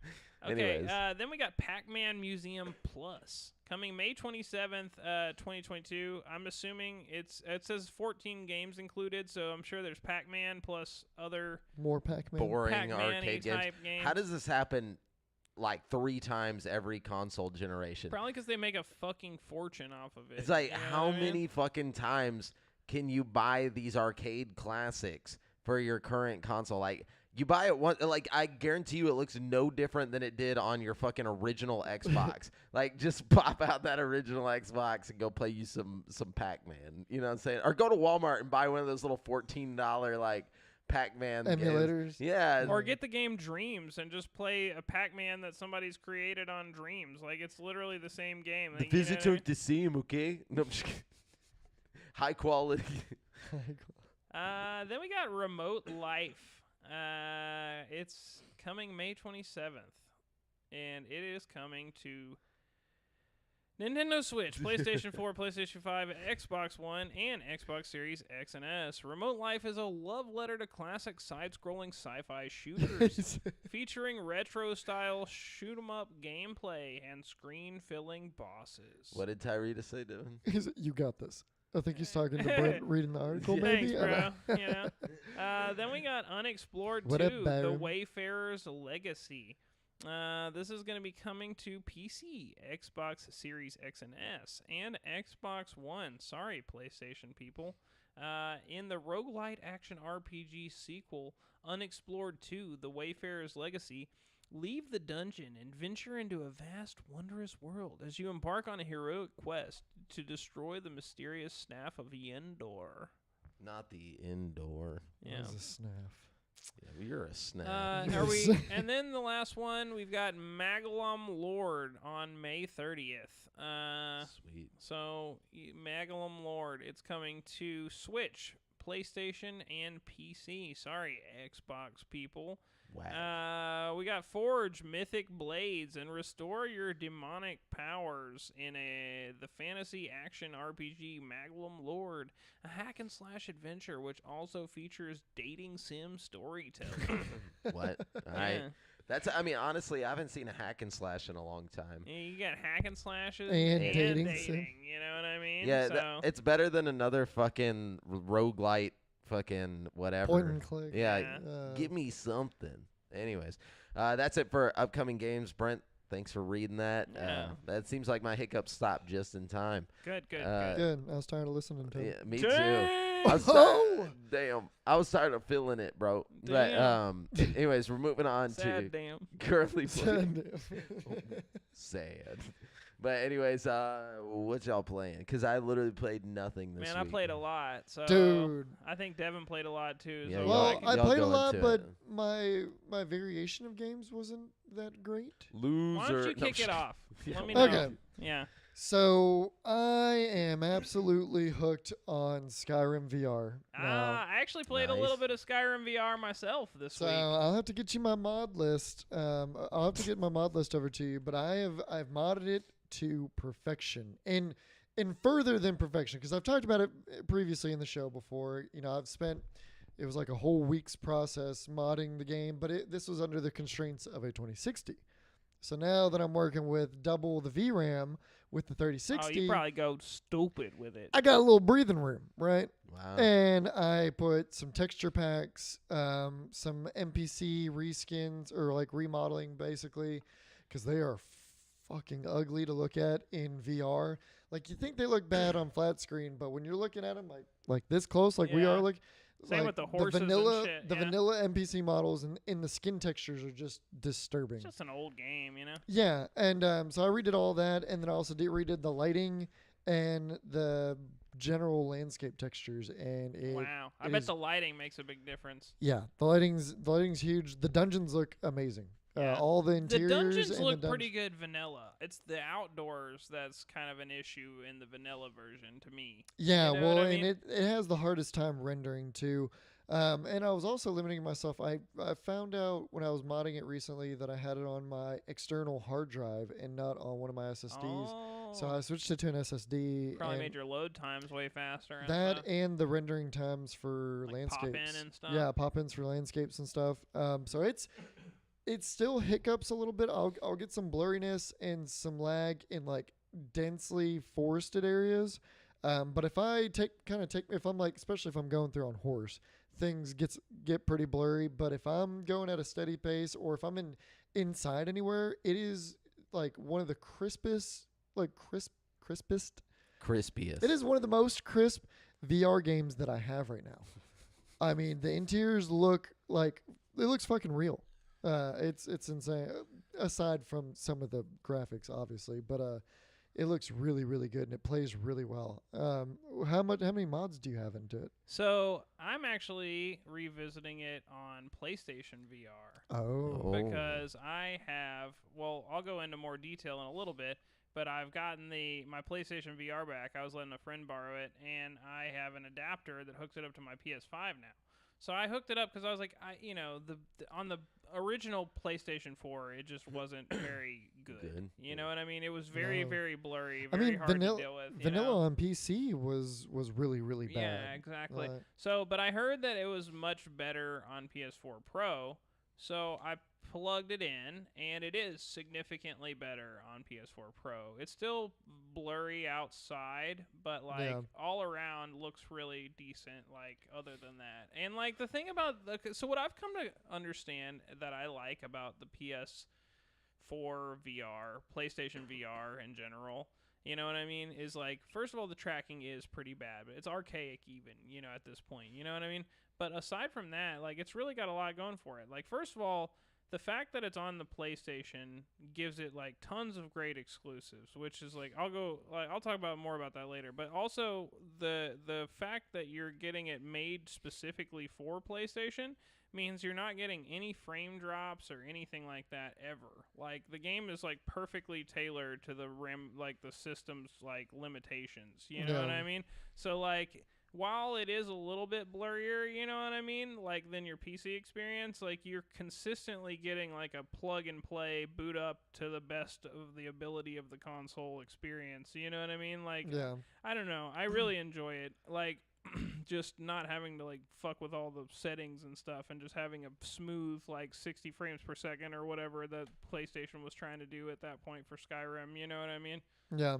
Well, I mean, I could give you a basic mod list, and with your 2060, you could get it to a really good experience. Yeah. You just couldn't do a lot of texture mods. That's it. Because texture mods is what broke several versions of my modded Skyrim VR on my 2060. But with the 3060, it's given me that little bit of breathing room. So if you want me to send that mod list over, it's super easy with Vortex Mod Manager to just lay them all in. There's very little, I'll give it to you in an order that it'll be perfect. You literally just, you have to search them all up on Nexus, but then, you download each one and then you play it. So it'd be really easy. But, so besides Skyrim VR, and I'm running through the main story as fast as I can so I can do the DLCs. I never played either of the DLCs for Skyrim. So after I do the main story in VR, I'm going to do Dragonborn in VR, the Dragonborn DLC. Yeah. So and I heard that one's pretty good. There's of different armors I think and that stuff. takes you to Morrowind or something. That's pretty neat. Yeah, that's Dragonborn. Yeah. That one's pretty it's cool. some island, big You island. definitely want to beat the game before you go there. I went there early game. Just got fucking wrecked. Yeah, by everything on the fucking island. I went there by happenstance after the cult people attacked me, and I was like, oh, okay. I was like, this is just a normal quest, right? Yeah. And fucking crossed the boat, and it was like, you have stepped into Morrowind, this island. Da, da, da. I'm like, I don't think I should be here. And so I just fast traveled back to the mainland of Skyrim. And just kept going about my way, and I looked it up. I was like, oh, okay, it is the DLC. So I was like, yeah, I don't want to get into that until after. And then been playing Pavlov. Still, the survival island is so much fun. You've got to if you get Pavlov, let me know, and we need to play a round of survival island and see how far we can go and how many kills we can get and stuff. Oh hell yeah! It's so much fun. It's like DayZ but in VR. And then COD with the boys, minus Jamel this whole week. The main boy. We've been getting so many dubs. It's ridiculous. Ever since Jamel was it's what? I leave for a week and y'all get all these dubs? We actually have been getting we've been averaging a dub a night. Yeah. We were getting some dubs before I did leave, but we had 2 nights of just garbage. We got our new Garbaggio. friend Jamal that's taking over Jamel's spot. Like, It's like whenever he says his name, like, oh, my name's Jamal, everyone's like, Jamel? Like, dude, like, straight up, like, it still blows my girlfriend's mind, like, whenever we'll go somewhere, like, we'll go to a Starbucks drive-thru or something, and they'll be like, all right, what's the name for the order? I'll be like, Jamel? Like, Jamal? I'm like, Jamel? Like, Jamal. I'm like, okay, yeah, sure. Like, they literally correct me on my own name. Like, they just, like, completely avoid even trying to say it. Like, that's really funny. it's like, oh, yeah, hi, my name's Jamal. They're like, oh, Jamal? I'm like, yeah, sure, that's I mispronounced my own name. I apologize. Stupid me. But, I just find that funny. Well, I've had lots of people do the same thing to me. Devon. Yeah, they say Devon. I'm like, Devin. They're like, Devon. They're like, it's Owen. I'm like, okay, you're right. Like, why? I haven't had this name for 29 years. My Like, name's not cool enough to mispronounce. Everybody knows exactly. Brent. Brent. So The best I get is like Bass. Sometimes people think my last name is Bass, which is fucking sweet. I'm like, Boris. yeah. Sometimes I just go with Wait, it. it's I'm not like, bass? If you would Bass. have became like a fucking DJ, that oh my god, I would just legally like change it. I to would just start bass. calling myself Brent Bass. well, you wouldn't. Yeah, you wouldn't even have to do anything Yeah, I would because just- the spelling's the same. Yeah, it'd be It's like, just how pronounced you bass. pronounce it. Yeah. Brent bass. Damn, Like, at Brent, you're in the beginning of- wrong profession. What are you I doing? know. What am I doing? If you Google Brent Bass, like a bunch of Brents that play bass guitar fucking pop up in like random bands from around the world. That's hilarious. Yeah. And then Uh, but anyways, yeah. So anything else, boys, before we move on to the meat and potatoes? Oh, we Brent- haven't even like Okay. scratched the All right, surface here. I'm my not. bad. I forgot that no, we yeah, were it still was on just Devin's COD, stuff. COD and a lot of Skyrim VR and other various VR. What's the other various VR? Well, VR chat when I'm bored, and then fuck, what else? No, it was just VR chat Pavlov and Skyrim VR. Okay. Right? Nice. Yeah, Blade and Sorcery, Oh, but yeah. I haven't been playing that one as much. There's a big update that's about to come out, so all the mods have to get like updated and It's or probably redone. bittersweet for you every time there's an update. It's not that bad because it's super easy to mod. So like I wipe the whole file or I keep a backup and then I just like pick and choose new mods. But whenever a mod or whenever an update just lands, there's nothing for it. So that's kind of in the window that I'm in right now. They've got to Okay. remaster all the mods for this giant new update. What's the update gonna have? They did a lot of textures. There's a huge texture overhaul and texture and lighting overhaul, and then they tweaked some of the physics and stuff. Like it plays. They also made the game performs a lot smoother. Oh, cool. I can handle like I was fighting. I put it on. There's this one mode called Warzone mode, and literally two different factions. It was like gladiators versus knights or something. Oh, sick. Come out into the. I was in the arena one, and they just come out of the various doors. There was like at least eight NPCs all fighting, and I was just going around this battlefield with a giant hammer and just smacking them all, like swinging All of it. them, like, doesn't matter. The Yeah, size. indiscriminately attacking people because they like indiscriminate. They'll be like, I don't know if they choose sides, but I'll be like attacking one side, and then I'll be attacking a knight, and a gladiator will come up and start fighting the knight, and I'll kill the knight, and then he'll turn to me and like look at me, and then he'll start attacking me. So like I don't. Like, damn, homie. And then other times I'll have an NPC just come out, like I'll be fighting one and one will come out of nowhere, but a different faction just smack me in the back of the head. I'm like, what? Damn. Yeah, I don't. It's a lot of fun though. So if you play Blade and Sorcery in the update, it's like update 11 beta right now. Play the Warzone mode. It's pretty fun. And the 2060 might not be able to handle it though. Well, I don't know. It's such worth a is try. life, But it seems like there's a lot of stability improvements with this big update. And then they're also going to be doing like the dungeons are going to have like XP gain and stuff, and you'll be able to have a character that you can like build up and level up whenever the actual update comes out. Hell yeah. So, Nice. yeah, Blade and Sorcery. If they were to take Blade and Sorcery's like mechanics and how the game plays and just apply that to all these other games that with like lengthy stories and shit, I think it would be amazing. That's They why need to. Boneworks is such a fucking masterpiece because it is that. You know what I mean? Yeah, It is yeah. that. That is Boneworks. You know? Boneworks it still feels funky to me. I think Blade in my opinion, Blade and Sorcery is the most well done as far as like swinging objects and giving objects weight and stuff. I don't know, and grabbing the grab mechanics and everything. I don't know. I think Boneworks is definitely the winner there for me. Like Yeah. the physics is just insane in that game. Like, and it's got guns and it's got like everything you could possibly want from like a fucking sandbox game like that. You know what I mean? Yeah. Like once you get to the end game and you're just basically blade and sorcery with guns, it's fucking just incredible. Like. But there's so much more to it than that. There's also the little side levels that are like fucking, you know, like their own little thing. It's just wild. And then Yeah. you got the new Boneworks coming out. Like, forget about it, bro. Forget about Anyways. it. So what you been playing, Brent? Well, like I said, I hooked up the old PSVR again, but this time I hooked it into the PS5. You know what I mean? Because, like, I was playing my PSVR the entire time I had it on a baseline PS4. So, like, Yeah. there's most games were improved for PS4 Pro, and then there's a handful that are even further improved for the PS5. You know what I mean? So I started with just like a few basic games that I've always wanted to see better on the PS4 Pro, like Skyrim VR, for instance, which actually isn't that much better on like the PS4 or the PS5. It's only like slightly better, but better Yeah. enough to where it's like significant, I guess. You know what I mean? Then I played Resident Evil 7, which again was only slightly better, but you know, it's a welcome improvement. You know what I mean? So Resident Evil 7 was already really good on the base PS4, so like it's just a little better. You know what I mean? The thing about Resident Evil 7 is you got a lot less like foveated rendering being used. You know what I mean? So like most of the time you don't really notice it in the first place, but like you know the fact that it's not there doesn't hurt.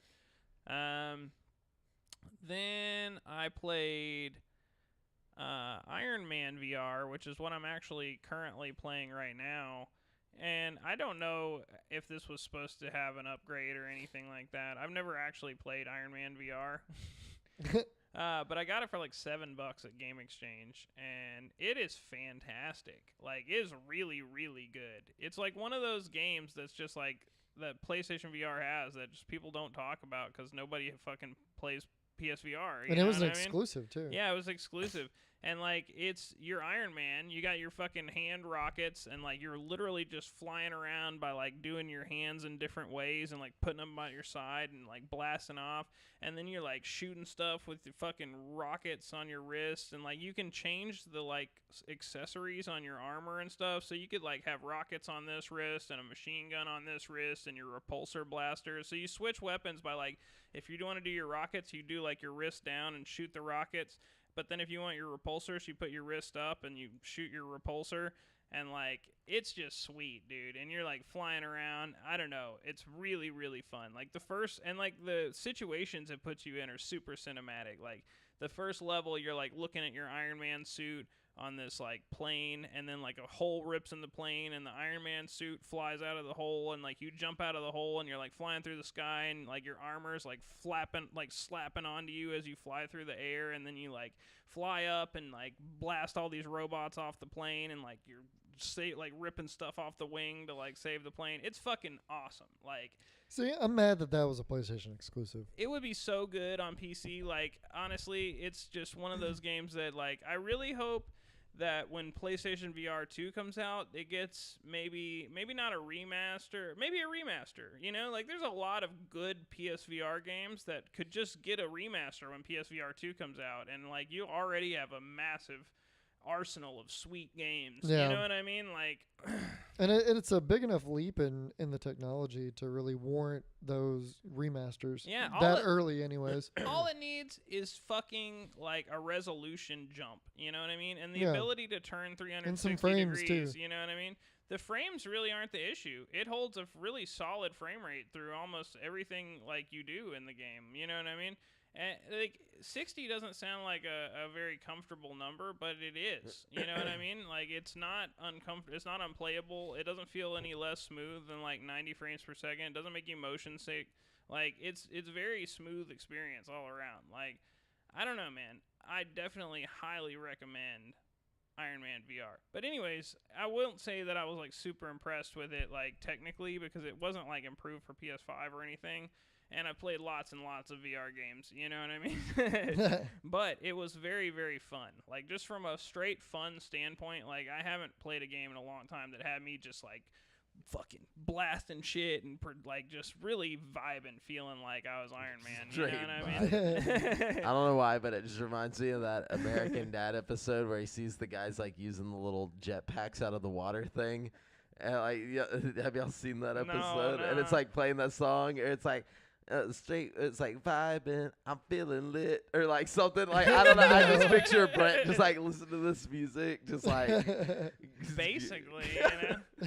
But then, so like I played a couple other games that were like specifically improved for PS5, and the first one I'll talk about is Firewall 0 Hour, which has always been one of my like favorite VR games ever. I still to this day think it's like the most fun VR shooter out there, including Population 1 or any of those other games. Like, it's basically Rainbow Six Siege, but in VR.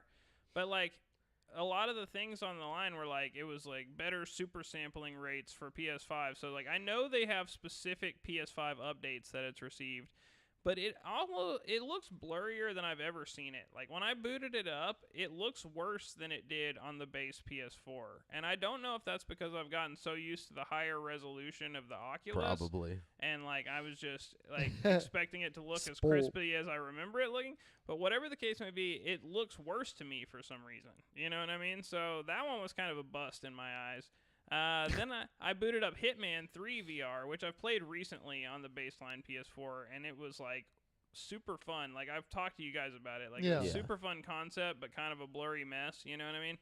This totally eliminates the blurriness. Like nice. It has like it is maximizing the PS4's or the PSVR's resolution. Like whatever like the native resolution in the headset is what they're achieving with that game, which is a fucking master. Like it's just amazing. Like cuz other games like Skyrim and stuff are not even coming close. You know what I mean? Like, and Hitman is just a significantly better looking game, like all around, you know what I mean? And it puts you in these pretty big worlds, you know what I mean? Like that they've built. I don't know, man. Hitman 3 VR is one of my favorite games. Like, I cannot stop playing it. Like, I go into the same worlds and I'll load up and I'll play the level over and over again, just going through different routes and stuff. Like, it is just so much fun. And that's a PlayStation exclusive too, huh? No, they put it out VR? recently. Like, VR is, you can do VR now, and you can probably really do VR now with your fucking 3060, dude. It's not optimized though, right? No, well, I mean, that's that's what it was. There, it's got poor optimization on PC. It did not run well on my 2060. That's for sure. Yeah, I know. Yeah, because we talked about this a while. It runs fantastically on the PlayStation though, and like, I don't know, man. I can't stop fucking playing that game. It's so much fun, dude. I love just sneaking around and like it's just something to it, man. And then when you have to like get in a gunfight in VR, like you're pulling up the gun, and you're shooting, and like you're ducking under stuff, and like you're switching costumes real fast, and then you come around the corner like nothing happened, and like I don't know, man. It's a lot of fun. Nice. And then the most improved game I played out of all of them was Dreams. You guys have heard of Dreams, right? I heard of it. I've never played it. So Dreams basically lets you make VR games and normal flat games, and I've been doing a lot of dream surfing lately. Like Dreams has this thing where it dynamically scales like to the limitations of whatever it's on. So like if your console can't handle it, it'll drop the resolution or whatever. So they made all these VR experiences for the PS4 Pro or whatever, and like now that the PS5 has all this extra power, the game just dynamically scales the resolution up on these games. So like you have these super fucking crispy looking VR experiences that are just weird little bullshit that people made online. Like there's one game that's just like a sloth ice skating on a fucking lake in VR, and like it's just like this fucking magical fucking scene, and you're like a skating sloth. And then there's like a VR thing where it's like Avatar, and you're like flying through the air on Aang's like glider. And like there's this game called Island Joe where you're Island fucking Joe and you're running around. It's like a platformer. There's just like tons and tons of little games that people have made. There's a full-on recreation of Pac-Man that's like used an AI algorithm that they made within the game to like fully make Pac-Man like all the way from the ground up, and like you can play the entire Pac-Man game in a VR setting. Like it's really crazy. Like highly recommend Dreams. But yeah, and that's pretty much what I've been playing. Oh, and then not in VR, I've been playing this game called Road 96. Have you guys ever heard of this? No. It's like a game where you're like these hitchhiking teenagers trying to like escape from the country, and it's kind of like Oregon Trail. Like you start at one side of the country, and then like it's like a first-person adventure game. So like you'll do something at like a campground or something. Like you'll say you're at a campground, and you like meet some people, and like a hobo will try to murder you or something, and then you like go on the road to the next location. You know what I mean? And then you can die in the game, and like your little character will just stop at that point on the map, and then it'll go to a new character, and you try it. So like all of your characters are trying to get across the border. You know what I mean? And like by the end of the game, like once you're a few hours into it and you've played through it a few times, you'll have like little lines of your characters that made it across the border and little lines of your characters that died halfway there. You know what I mean? And like I don't know, it's just a lot of fun. Like, and it puts you in all these weird little situations, and they've got this weird like world built that's kind of like this dystopian future where this like tyrannical government is like throwing all the teenagers that are trying to flee into like this pit or something. I don't really know. It's definitely worth a play. It's kind of like a hidden gem in my opinion. But yeah, and that's what I've been playing. Nice. I have to Sweet. check that one out. That Yeah. sounds interesting. Okay, well, that's it for currently playing. If you want to let us know what you've been playing, drop it in the chat or in the Facebook group at facebook.com/group/GameSpeakPodcast. And if you do that, we'll talk with you there about it. Anyway, so let's move on to today's topic of the show, which is our predictions for Xbox Bethesda's Game Show 2022 and Jeff Keighley's Summer of Games conference that he does like every year. Then there's some big announcements that typically get announced at, both of these types of things. But this is like the first big Xbox Bethesda showcase where we already know what is coming somewhat from Bethesda and Xbox, you know? Yeah. So, like, But now... I think they're going to show off basically everything they were going to show off at E3. And same with the Jeff Keighley thing, like the Summer of Games Festival. I really think most of the stuff that would have gone to the E3 showcase is going to end up at one of these two showcases, depending on if it's by Xbox or not. You know what I mean? Yeah. So, like, just jumping straight into it, because it's more like conversation and prediction.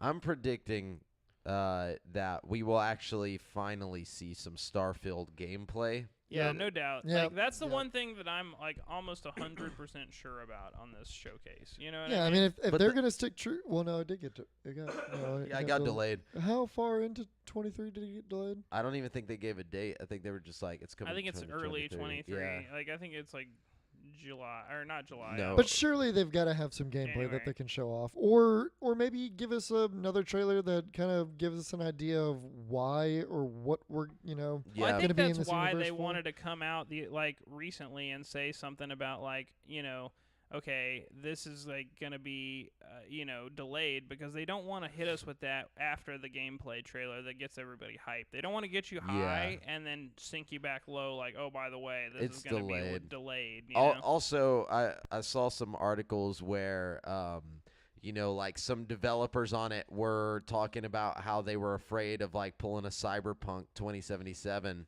and it doesn't really say in the article in regards to what exactly that means.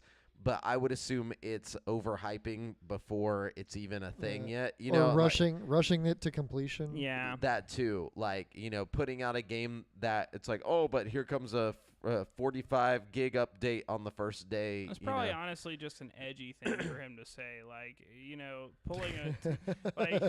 Well, I no. don't know, He was yeah. saying that like in the studio they were worried about that. Like they were talking amongst each other, saying like we don't want to pull a Cyberpunk. Like we don't want to put out the game and then have everybody hate us. Like basically is what they were saying. So like. Yeah, nobody wants to pull a Cyberpunk. No, like I don't think he meant it. Like he didn't mean it in like a way of like, yeah, fuck Cyberpunk. He meant more the way people reacted to Cyberpunk. They didn't want that type of reaction.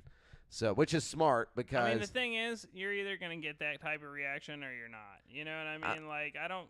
I don't know. I think they're I feel like already getting that. There's an alternate universe out there where Elden Ring is just getting fucking rammed for fucking some bullshit. You know what I mean? And everybody's Impossible. on fucking board with it. You know what I mean? Impossible. Elden Ring is great in every universe. Like I already like jumped through the timelines Like to I check. agree. I'm just saying. You know.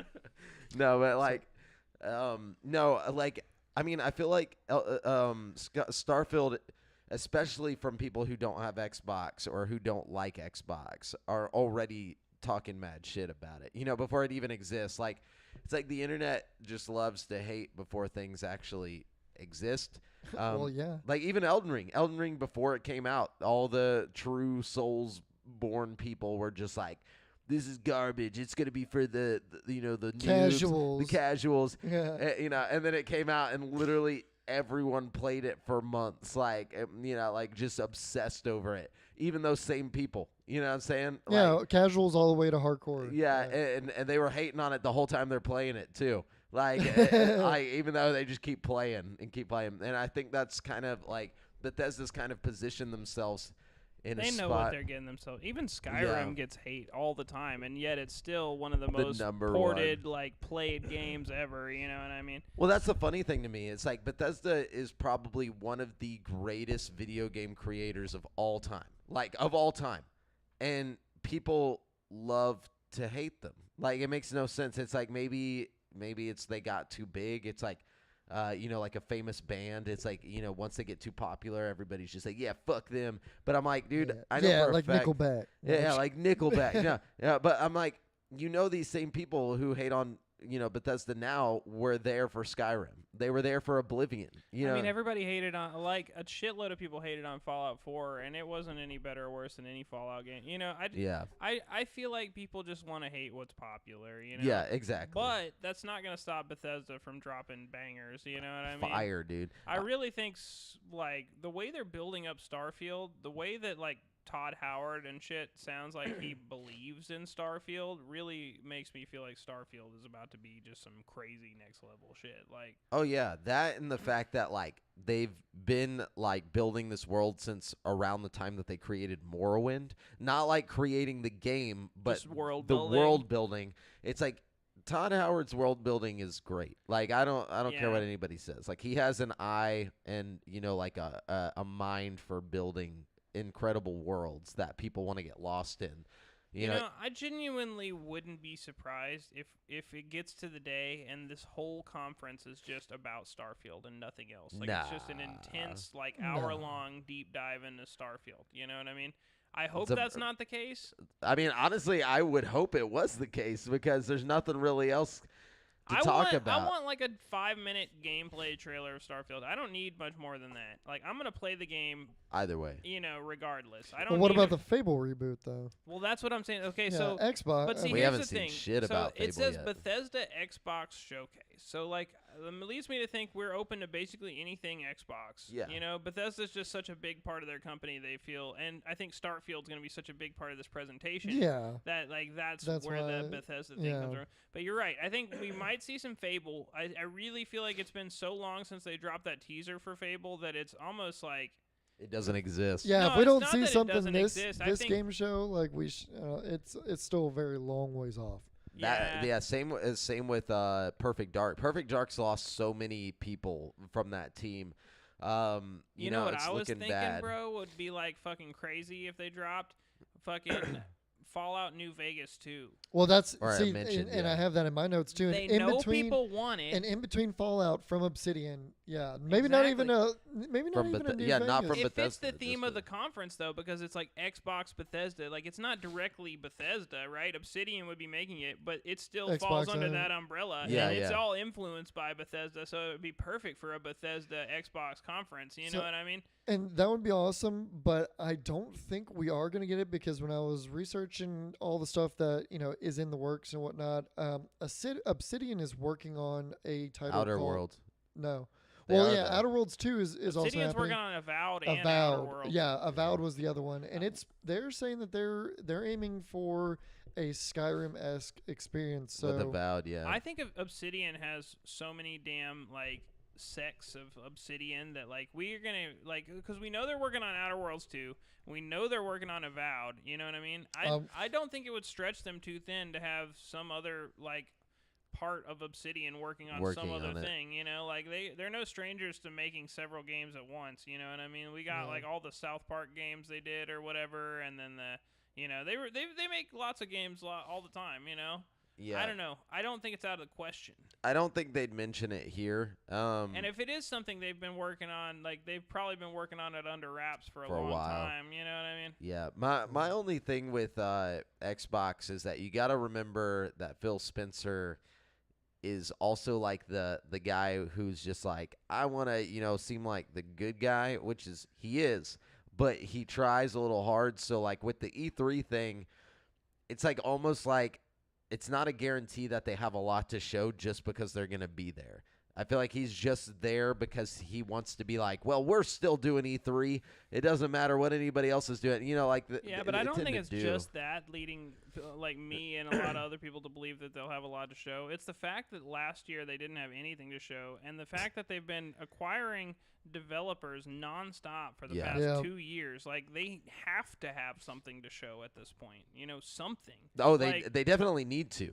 I'm just predicting that they don't. Like, if they want the shareholders for their company to be happy, they have to have something to show. Like, it is not financially responsible to be spending this much on game studios and not have anything to show at this point. You know what I mean? I'm 100% with Brent on this. Like, we're going to see a lot from Xbox's new acquisitions and stuff. Because if we don't, just like Brent said, like, shareholders and stuff, they're going to get nervous. Like, they need this game showcase needs to go perfectly, and there needs to be a lot of buzz about it to generate all the stuff that they've got in the works. You guys are both correct. They need to do this. But will they? Yeah, it's Xbox. Are they banking on Starfield being so hot that it won't matter what else they do? I don't know, man. They've been worried about. They've been on a pretty hot streak of doing the right moves here recently, though. I don't know. So. They've been like, okay, this is coming from an Xbot. Like they've been falling off, man. Like Halo. Like we were all hyped for Halo. But look at it. It's still in the same fucking spot. Like, they haven't added co-op. They haven't done shit for it. Like, the multiplayer, like, base has dropped so fucking low on it. Like, but that's one IP. That's with the one only studio, IP they have. With studio, I will say this: this game showcase directly influences whether or not I unsubscribe to Game Pass after this next month, because like I don't use Game Pass as much as I thought I would be using it recently. You know what I mean? You probably played everything on it. Yeah, exactly. I played everything I want to play. There's nothing like I'm excited about day one coming out in the near future. You know what I mean? Yeah, it's really the day one. A part of it that makes it so special. And whenever you don't have any first-party games coming out, then that whole part of it doesn't exist. Yeah. So it's like, when Forza dropped, that was great. And Forza was sick, and Halo Infinite. And Halo Infinite. That was awesome. Even Psychonauts was fun, like, day one. I was excited about that. But it felt worth it at that point. You know what I mean? Yeah, it's like they basically they gave you 3 cool games and promised all this other shit, but it's been so long. Well, I can guarantee you that at this game showcase, they'll at least at one point in the showcase, they'll be like, and all this stuff will be here right now on Game Pass. So they're going to drop a bunch of bullshit on Game Pass on June, whatever the fuck that they're not 12. Talking about, Hopefully it's decent shit, though. Like, that's the real thing. And so, okay, I'm thinking, like, the things that we're almost guaranteed to see is more Redfall gameplay. Yeah. I think we'll probably see Scorn gameplay, and I think we're almost guaranteed to see State of Decay 3 gameplay and Forza Motorsport Reboot gameplay. Like, those are the ones that I feel confident that we'll, like, almost guaranteed to see. Y'all want to know my pie in the sky one? What's your pie in the sky? Really, a fucking Elder Scrolls 6 trailer or something. Just give us that is definitely pie in the sky. I can't imagine it. You know what I mean? We got pan over. That was just them being a dick, dude, yeah. honestly. And it's coming after Starfield. Like, so we don't even have anything for Starfield yet. I legitimately, and like, mark my words, we will have Fallout New Vegas 2 before we have Elder Scrolls 6. Why Oh, can't we yeah, just for talk sure. it into existence? Like, why I are mean, we we always going to can- shoot down my pie in the skies? No. No, no. Hey, don't get me I'm wrong. more than I would kill willing. for this. You know what I mean? And I no, think they know yeah, that. I know you it's know? very far fetched, but But, just yeah, maybe. My Just boy, maybe. my boy Phil Spencer over there has been just playing his cards wrong. I feel like he's not like he built all this amazing shit, got all these companies and stuff, but I don't think he knows what he's doing past that. Like he knows how to acquire shit and to play the nice guy for the cameras and stuff. But like he's not managing this stuff very well. Like he needs to get somebody to just be like, all right, To organize yes, everything. to organize. Like he needs somebody to be like, all right, you get with this company, or not with this company, but with this development team. You get with this development team. We need games by the end of this year. We need and they need to be good. Yeah. Like we need good ass Stat. fucking games. Like and they could do that, but I feel like he doesn't know. Like the people that are leaving the quadruple A team were saying like there's no like direction or anything. Like nobody knows what's going on. Like they've been there for a long time and they still don't have an idea of what the game even is. Like it's like, how are you gonna announce Perfect Dark?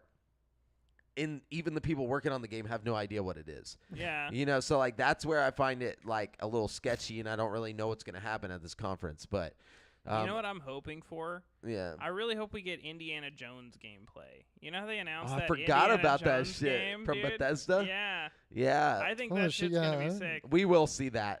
That's probably something that they're gonna show, and it's gonna be like a Tomb Raider type, Uncharted looking thing. Yeah, Dude, y'all, that's going to be sick. Yeah, dude. Bro, Uncharted Dr. with fucking Jones. just straight Indiana Jones. Like, cut the bullshit. All these games are already ripping off Indiana Jones. You know what I mean? Like, just put Yeah. Indy in there. This is going to be sick. What I want is for it to Uncharted. like be this like the black screen comes across and it's like world premiere, and then like you just hear Kalima, and then like it just like zooms out and you just see him like hanging over like a fucking like all these crocodiles down in the water below, and then he just like fucking throws his whip like as he's about to just hit the water, and it just shows this crazy shit. Oh my god, dude, I'm excited. That'd be sick, man.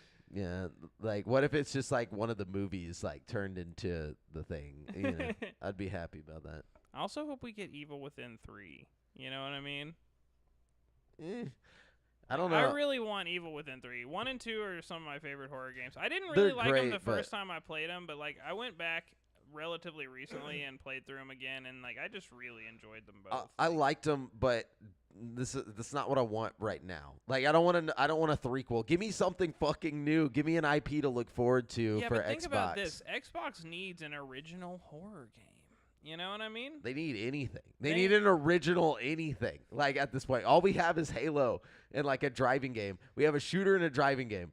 Like give us a game. You know what Look, I'm I'm just thinking. I really think Evil Within 3 is already in the works, and Xbox is saving it for whenever like PlayStation inevitably announces their fucking Silent Hill game. Yeah, that they're- something like 'cause I that. keep hearing talks of the Silent Hill Yeah. game, and I keep There was hearing an article ramblings this about week. it being PlayStation exclusive. You know what I mean? Which is fine or whatever, because then they can be like, we have the original Resident Evil creator making our scary game, Yeah. which is like that guy who makes that. But it's also like they might also be like, oh, guess what? Coming to Game Pass next month, fucking Deathloop or whatever. They might pull some of that shit. Is what I Yeah. imagine is. Oh, they gonna definitely happen. will. I think Deathloop is actually getting to the point where it's about to come to Game Pass. To Game soon. Pass, yeah. They're gonna hype that shit up. Good riddance, though. I honestly feel like Deathloop just fell on deaf ears to a lot of people, and it really deserves to be like played. It just Yeah. deserves to be played. Like it is such a good game, and people just should play it. They will on Game Pass That next makes me month. happy. Yeah, or in July. Anyways,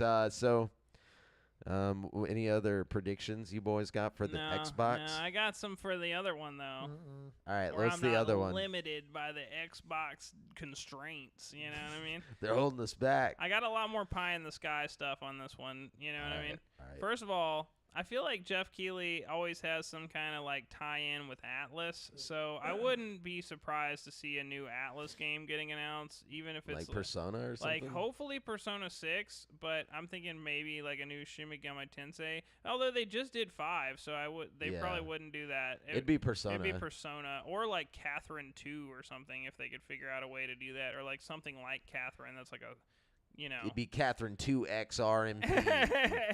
Yeah, it'd be something like that. So I wouldn't be surprised about a new Atlas game, but I also would really like a Half-Life 3. You know what I mean? This is you and a lot of people. So I don't like, think anybody's ever wanted that. At this point, No, I never. really think we're more likely to get it now than ever, though. You know what I mean? Because Alex was like basically like a prequel to 3. You know what I mean? Like that's. I mean, and there's a lot of other. Yeah. What was?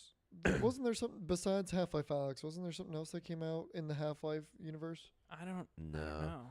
know. Not recently. Also, Valve basically, not just Valve, but Gabe Newell said that he'll never make another like flat screen game. Like he's not gonna do Half-Life 3. Like he basically was like, Oh, only they're gonna do Half-Life 3. if they just do, it'll isn't be gonna like be VR or Yeah. something. He was Ooh. basically like, I won't do anything that's not He just innovative. said, yeah, I was about to say, like, you He's can do so it. he's not gonna go back. You can go back and still go forward. That's my point. Like, you could make Half-Life 3 just be like Resident Evil 7 or something, like fully compatible with VR and flat. Like, it doesn't Yeah. have to be like, I don't know. You could push the envelope in different directions. Is my point. You know what I mean? Oh, for And I sure. think Gabe Newell knows this. You know what I mean? Yeah, but you also got to think Half-Life 2 dropped in 2007.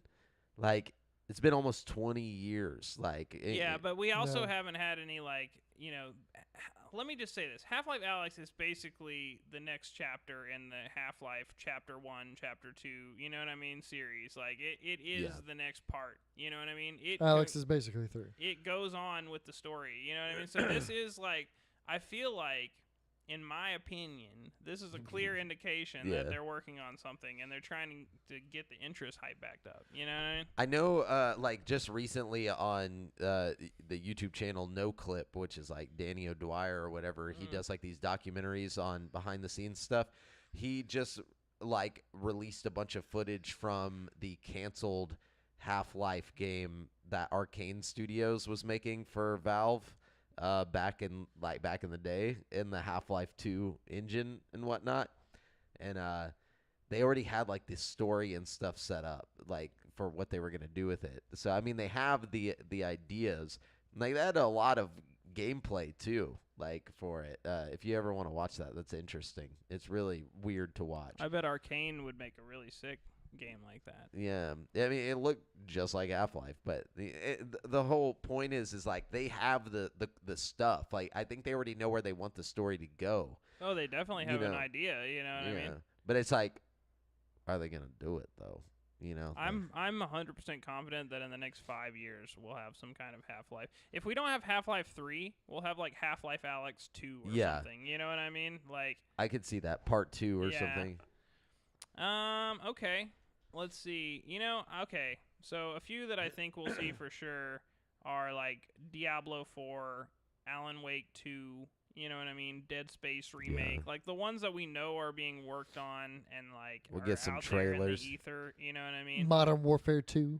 World premiere. World Yeah. premiere. I don't think we'll get any kind of PlayStation stuff because PlayStation's been dropping all their shit in their own little like State of play. state of Yeah. plays. You know what I mean? So Yeah. I wouldn't temper expectations about any No. plays.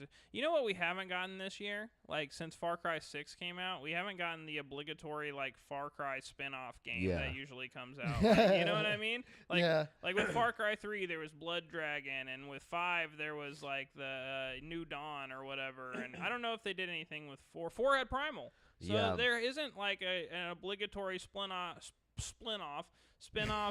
Far Cry game yet, and I think we might see something like that. What do you think it'll be? I don't know. What would you do on a I tropical mean, they've island? gone You know well, what I mean? but it doesn't I even mean, have it to be a doesn't matter, tropical yeah, island. because Well, Blood Dragon was was like a like on a retro- tropical island, and yeah, then but they it did was Blood Dragon. definitely like a reskin of fucking 3's map. Oh, yeah, you know for what sure. I'm saying? Like But it whatever looked they like do. cyberpunk. Yeah, but at the same time, it's still 3's map, just with a different coat of paint. Like, you know what I mean? Even if Yeah. you completely change the tone, you know what I mean? You still have beaches and shit baked into the environment. You know what I mean? Like, Yeah. I could honestly see them like not doing it just because of like apparently the sales were really bad on 6. On 6. Yeah, I could see them like stepping away from that, but it would be weird if they did. Like because they for so long have done that little extra They're thing. so Yeah. forward thinking. I feel like they're probably already halfway through development on whatever the little fucking game is. Yeah, By the time 6 before started the sale. selling bad, you know what I mean? Yeah, Like, it can't cost them that much to make it. You know, like they just use the same assets. I mean, It's just I have no idea. reskinning. Yeah. I feel A lot like of it is Cuban reskinning. zombies would go really well. You know what I mean? Combies. Ooh, Get it? Because they're no, but anyways, it's perfect. I'm glad you stopped. Yeah, me too. But I'm trying to think of what else would work. Like because I mean, like we said, Blood Dragon and Primal literally had nothing to do with the original game that they Yeah. were based on. I don't. It could be anything. I say dinosaurs. I say don't go primal, go prehistoric. Like fucking give us like a Turok type situation. Like give us because in Primal it was Are we just like making stuff up at this point? Like, well, yeah, I Yeah. mean, because it's probably gonna be something random. yeah. It's not. I guess Blood Dragon had dinosaurs too, though. No, it had dragons. Okay. No, so I want. Fair enough. And they were like cyberkinetic. like, No, Brent, you're fucking wrong. Yeah. They It were was basically dragons. fucking dinosaurs, dude. dude, what dinosaurs are like? No dragon is like a velociraptor. They had like a Stegosaurus looking thing with like lightning for fucking the Stegosaurus exactly. horns, you know? But what I mean? don't want that. I want velociraptors, and I want fucking like. I want real like- dinosaurs. I want real Oh my dinosaurs. gosh. Like it's like primal. Like give me Far Cry, but fucking Turok. You know, like we haven't had a Turok in so long. Like let Far Cry do it. It would be perfect. It'd be like, Okay. Oh, I wouldn't be surprised if we saw that one dinosaur game that's in the works. which one is that? What was it called? Oh, Fuck. that one that looked kind of bad. No. That everybody thought was Dino Crisis when the trailer dropped, but it wasn't Dino Crisis. I think I know what you're talking about. Hmm. I feel like I remember that. I bet we get a new Joseph Ferris game.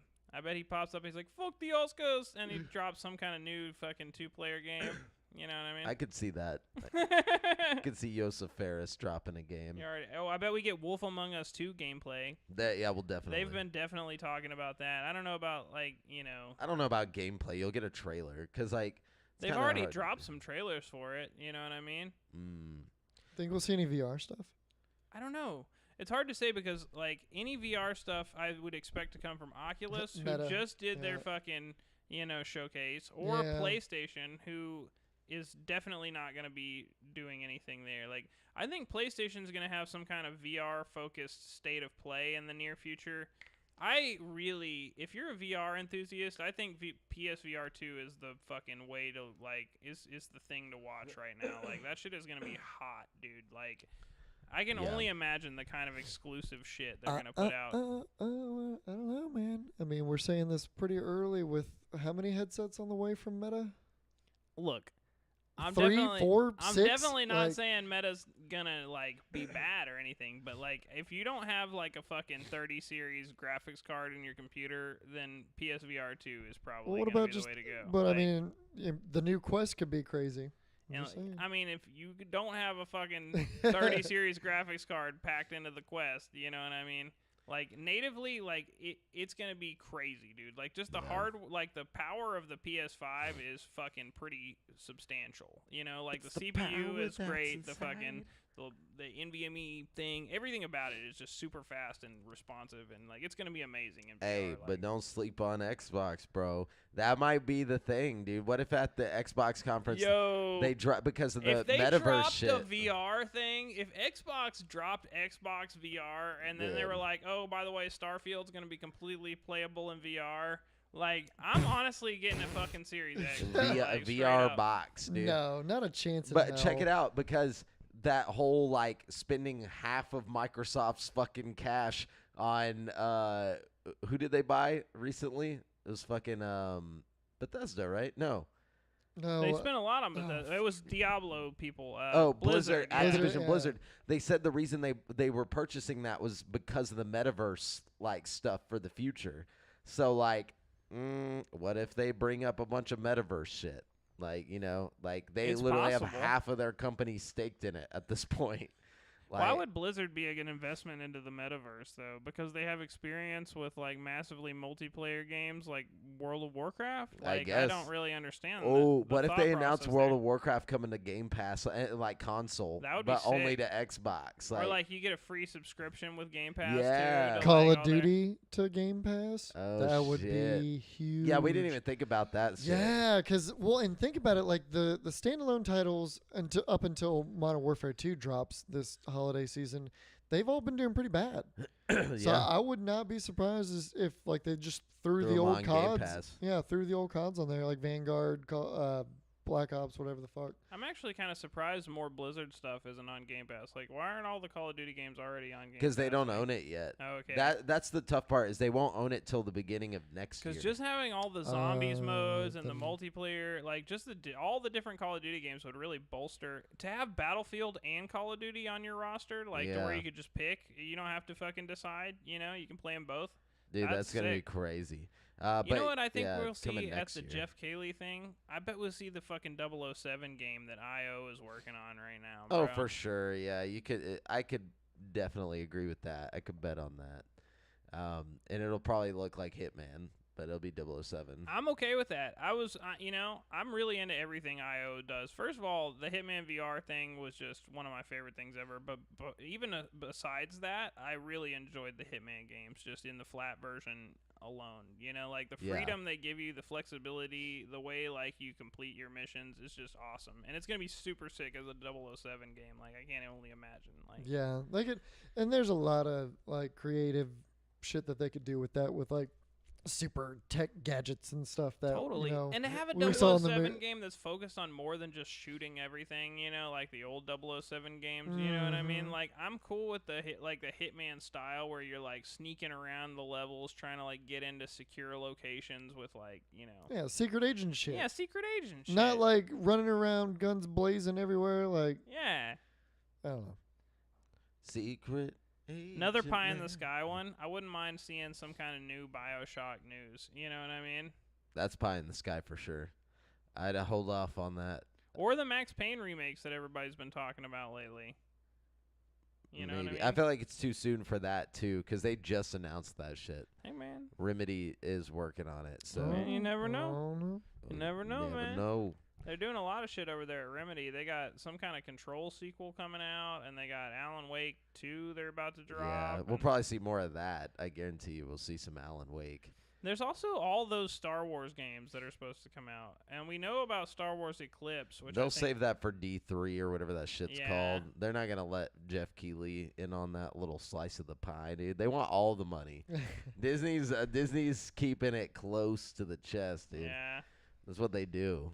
But Oh, dude, speaking of Disney and Star Wars, the Obi-Wan series. oh, that's Thursday. I'm excited Yeah. about that. I am too. I hope they do it. It's good. only 6. It's only 6 episodes. That's It's it. okay. So like, It you just know means it's they gonna got be a good. story to tell, yeah. Yeah, Not that's a lot of filler and bullshit. Like, that's how I know it's gonna be good. My only problem with Star Wars now is that like they were just like, yeah, we're gonna finally end the Skywalker saga and just escape from this, and it's like I don't think people. Oh, just kidding. We're gonna cash on it again. Yeah, but it's like, well, no, they're saying after this, like it's done. Like I feel like this Oh. is their like swan song of being like, all right, peace out, you know. But then they also have the Ahsoka Tano show coming and all that shit. But it's like, look, people only watch this shit because of the Skywalker saga. Like, if you can come up with a better story, then sure, do it. But like from what you've shown us, like I don't think you can. They went in So- the right direction with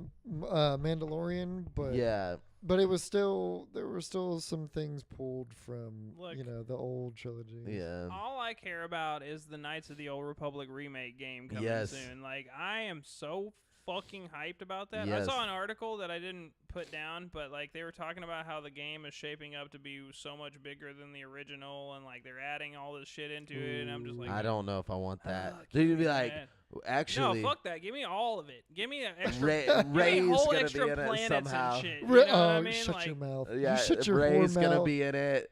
fucking like I'll double cross That her and wouldn't kill even her. make sense. they're gonna turn Revan into Thousands of years in the past. Hey, dude. Right? It's just Hey. like, She's got to, dude. they She's sent got me back to. in time. Well, Yeah. Ghost With the Palpatine flux probably just capacitor. shocked her back in time or Yeah, something. dude. Trust me, bro. No, Snoke is just projecting her image. Like, back into the past. Yeah, and then like Revan's actually gonna be just like not Revan. They're gonna They're gonna twist the twist. it's just dude. Keanu Reeves. Yeah. like, wake up, space cowboy. Yeah. It's gonna be so stupid. But I hope the game's good, and I hope it's not stupid. But anyways, but I don't trust you, Disney. I don't trust you. Yeah. They did my Star Wars dirty, bro. I'm sorry, but Brent did like episode 7. No, it was 8, which is the one. No, I didn't like it. I haven't even watched 8, to be honest with you. No, 8's the one Ryan Johnson did, The Last Jedi. That is the one you liked. We got I into like a fight the on. one where Luke Skywalker's on the island. That's The training, Last Jedi. What's her name? Yeah, I or like something that one. like that. Yeah, I thought that one was garbage. But they gave that Brett guy just likes it for the I big didn't- alien titties. It was episode 7, the one you're talking no about. 7. No, because there's 6 episodes. Or no, you're right. It's episode 8. 8. You're right. yeah. You're right. It is 8. So Ryan Johnson, the guy who made that one, they're letting him make the whole new trilogy. Like Honestly, Yeah. the second one's better than the first one. The first one's just a rehash of the Death Star plot, and the Yes, fucking yeah. and the third one, I haven't even watched it because like I watched like 20 minutes of it, and I'm like, this is just fucking trash. well, yeah, bro. because Like, after at least with the first one, they had a plan, like an idea of where they were going, or maybe they just didn't. And then they were like, "Here, Ryan Johnson, just come in and like, It's just a clean slate. yeah, whatever they should have definitely had one director do all of them. yeah, like Yeah. what all of the the writing fuck were and they directing. thinking? Like that was stupid to just pass The it like whole it was trilogy fucking- was torn in so many different directions. Like Yeah. I thought with the first one, I was like, oh, okay, dope. I was like, yeah, we're I gonna can see see a where storm. this is going. I was like, we're gonna see a stormtrooper turn Turn Jedi. into a Jedi. I was like, that's fucking awesome. Fuck it I'm here on, for it. yeah. I was like, this is a lot of rehash shit, but it's probably just to grab the old fans and be like, hey, y'all remember, like, But and at then the it's same gonna- time, moving forward Yeah, with and Finn start and a new like story. Poe Dameron and all that shit. and I was here for it. And then the second one comes in, and they're like, yeah, Finn's just not even gonna be yeah, involved. he's gonna get yelled Like, at. Like he's gonna go off and actually try and help everybody, but then he's not. And then he comes back, and they're like, "You want to know why you suck, dude? Because you didn't listen to this purple hair lady."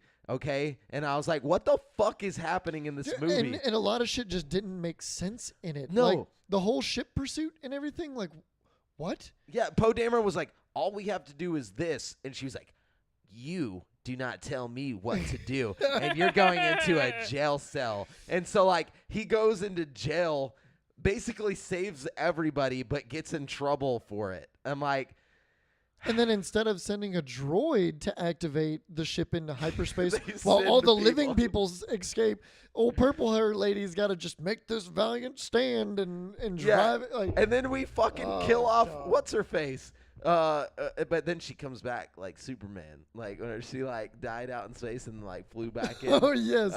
And they could have. Leia. What was even worse is they could have just let her die out in space Yeah, just because fucking die, 'cause she died Carrie in Ann real Fisher- life. Yeah, she died. Why the fuck would you bring back someone who is dead back to life? Like, I'm sorry, but and that, then you have a whole CG Carrie Ann Fisher for the third one. Like, yeah, the trilogy was a complete mess, and they're like, "Trust us, guys. We're gonna do well." I just feel like the second movie is the most cohesive out of the. we three. got Like, way off topic. I'm sorry, but but yeah, Star Wars. Yeah, okay. I feel like so like when Attack of the Clones came out, right? Fucking Yeah. everybody was dogging Attack of the Clones. Now, if you go back and watch the original trilogy, I really feel like, and this is maybe Yeah. sounding crazy to everybody, but I really feel like Attack of the Clones is the most solid movie in the original trilogy, like story wise. You know what I mean? Wait, what? 3 was sick because you see like Darth the Vader the and fight everything. with and Darth Vader coming to his You have but it's done like- that yourself. But it's like 2 really had a sick story. Like I like the clone army. I like Boba Fett, Jango Fett type dynamic. Oh, yeah, like it was dark. It was so much going for it. Like I don't know. the sand. No, but like you The know, sand. like I thought, like even as a kid, I thought the 3, like those were like Prequel trilogy. perfect. Yeah, Yeah. I thought they were amazing. But the reason why people hated it was because they had grown up with the older Original, ones. yeah. You know, so like so Naboo and shit was weird looking to them, I guess. or- Yeah. Well, and that might be why and we fucking Jar Jar. Yeah, but I honestly I thought Jar like Jar was fine. Yeah. But like Jar Jar was one of the main things that like Everybody everybody hated. hated. Everybody, yeah. you don't because see a well, 'cause single we were- Gungan the whole rest of fucking Star Wars. Yeah, Like I kept thinking. their whole race just disappeared from the fucking series. Honestly, though, what would have been amazing is if it turned out that Snoke was Jar Jar. Oh, actually, I take that back. Jar Jar is actually a council member in the sequel. Yeah. But it's very brief and, like, Yeah. you know what I mean? He's like, I'm too busy to do anything. Yeah, so like. Well, Everybody hated me, so I'm out. Misa. Misa No, but- engaged in politics. But like, what if at the end, like Snokes or whatever his fucking name was, turned out to be A gun. and it would have gave so much like of a darker tone to the first couple movies. Miso race was annihilated. No. Well, there was a theory that Jar Jar was going to be the big bad of the prequel Yeah, trilogy. that's what I'm saying. But dude. because Or the That would have sequel been trilogy. so dope if Jar Jar was just a Sith Lord. Like, Yes, fucking- the whole time, and he was like setting it up to where like Anakin would become Darth Vader. Like he was helping to get him onto the council and shit by like. Miso show you, know? the true power of the Force. All right. Anyways. Okay. Anyways, off of the I'm Star gonna Wars. stop it yeah. on that. Okay. All right, we're done with this week's topic of the show. We're gonna move on over to the People's Champ. I don't think we had many questions this week, but that's fine. We got one from Lil Bob here, and we got One from our boy DL. we got one from our boy DL. Last as I well. looked at it, but that was Yeah. hours ago. Let me check it out. I know we got oh, great we listeners. great list. Hey, there's gonna be Okay, we got one from Brian here too. Let's see. Well, who's gonna get it? Give me a second. Y'all keep the people entertained. So Okay. Star Wars. Star Wars is ruined, dude. Like No, that man. Well, the sequel trilogy was fucking bad. it was garbage. It was like it they was should so incoherent. honestly. That's what the they should, worst part is that like even if you were gonna tell a garbage story, just like make it like Makes sense. cohesive. yeah, like Yeah. make them all the movies just like flow. Like they should have all sat down and had an idea of where it was going. It was before, one you know? hard turn after another that just didn't make Yeah. sense from the previous path. I honestly think like it's like look, they made enough money off of them. Just wipe them clean. Pretend like it never happened. Say it's no longer canon and redo the trilogy. Like they could do it. They could fucking do it. Just all Well, new actors. Supposedly, there was a statement released last week or this week talking. Disney came out and said that they are done with trilogies and are moving on to persistent storytelling with Star Wars. Yeah, which means TV shows. Yep. Which Yep. means no high quality shit. Like I mean, Maybe. I their don't know. They've been- existing TV shows are pretty high quality. Yeah, I was about to they're say high that's quality, but I mean like no like high budget. Like all right, we're about to drop you into fucking a 2-hour like let's get going. You know what I'm Oh, saying? You know man. what I'm not too thrilled about with Disney's TV shows recently is the fact that like, have y'all seen the Miss Marvel trailer? No. I'm kind of a fan of like Miss Marvel as a character, like the stretchy girl Kamala Khan. Yeah. She's got like her hands stretch out, her whole body stretched. She's basically Mr. Fantastic. She can stretch, but like in the new one, they turned her powers into like Green Lantern. Like they basically stole Green saw that. Lantern's powers. She's got like bracelets that do like magic fucking shit now. and I'll it's tell like, you why. Like, how are you gonna completely change her powers? Because of budget. Like if you're doing a TV show, they can't just fucking stretch No. her out constantly. Well, Like then Well, don't it's do the the same- TV show. Well, I mean, the Disney. CG is going to be the same for her apparition. yeah, but what do you arms think is going to versus look stretching- better? What do you think is going to look more realistic? A green fucking like or like whatever like a power coming off of you or like a rubbery arm flying around Yeah. like I'm hitting just saying, people? nobody asked them to do a fucking Miss Marvel show. Like, if you're gonna do a Miss Marvel show, like, do it right. Don't fucking, like, I don't know. You didn't have to fucking make this. Like, you're just choosing to like Ruin it. ruin it. Well, Yeah. because they're doing more long form storytelling, Brent. Bro, Persistent. fuck that. Make it Persistent. a movie. If you can't afford to make like 10 episodes of stretchy arms, fucking. Anyways. Yeah. What's all right. who's the people's champ, Brent? Yeah, We the were supposed people's to be champ is gonna entertaining. be Lil Bob this week. Lil Bob. I'm Lil giving it Bob. to Lil Bob because what up, Lil Bob? Lil Bob over on YouTube. What's up? Lil Bob on YouTube says, "What is your dream vacay? Biggest dream vacay?" my bucket list Space biggest station. dream vacay. Oh, you're talking about like pie in the sky. Yeah, shit. pie in the sky, dude. I just You can want to go go anywhere. to Japan Mars. for like 3 weeks, or 2 to 3 weeks, and I want to have like unlimited funds, like just to hang out and kind of live in Japan for like 3 weeks. I like Yeah. that. My dream vacay is actually very similar. I would live in Japan for 1 week, and then I would go to England and live in England for 1 week. Oh, nice. And then I would go on a week-long cruise around Europe, stopping at various locations. Okay, It would all count as one vacation. one vacation. It would be a long Oh, vacation. so he's gonna cover all. Yeah. yeah. Mm-hmm. It's So a- I don't. Yeah, I mean, fuck. We're just 3 weebs. Because mine is Japan. I've wanted to go to Japan since I was a little kid. You guys all want to go to Japan together? Yeah, dude. That would be dope, man. We Honestly- would have to We'd have to like do like a little documentary on it too. We We'd could have probably to take figure something Ooh. out. take if your we all camera and we'd film a bunch of shit. Like, See, Dude. the main the first inspiration to go to Japan was due to your older sister Brent, like going to Japan and coming back with all those fucking Candies Japanese and the Pokemon Japanese cards. Pokemon cards? Like Yeah, as dude. what I was like, we were probably like 5 when that happened, and like She when had the Gen 2 Pokemon before they Yes. even came out in America. It was like crazy. and she came back with all that shit, and like she had the kimono and all that stuff, and I was like, fuck, dude, my life sucks. Like, I want to go to Japan. I was like, and so like ever since then, it's been in my heart that like I'm gonna go get Japanese Pokemon cards. Hell yeah, dude. Yeah. Like that's I still gonna have happen. a few of those. Like they have the back that's different. It doesn't even say Pokemon. It's Pocket just Monsters. Pocket Pocket Monsters, Monsters. Yeah, dude. Sick. so mine stems from my dad and his infatuation with martial arts. Like, he was a martial arts master Oh, nice. and raised like he was crazy about Japan. Always wanted to go. But never got the chance. Bro, hell yeah. And so I dude. gotta. You I have gotta to live it go- out for him. I have to go. Yeah, I have to go for him.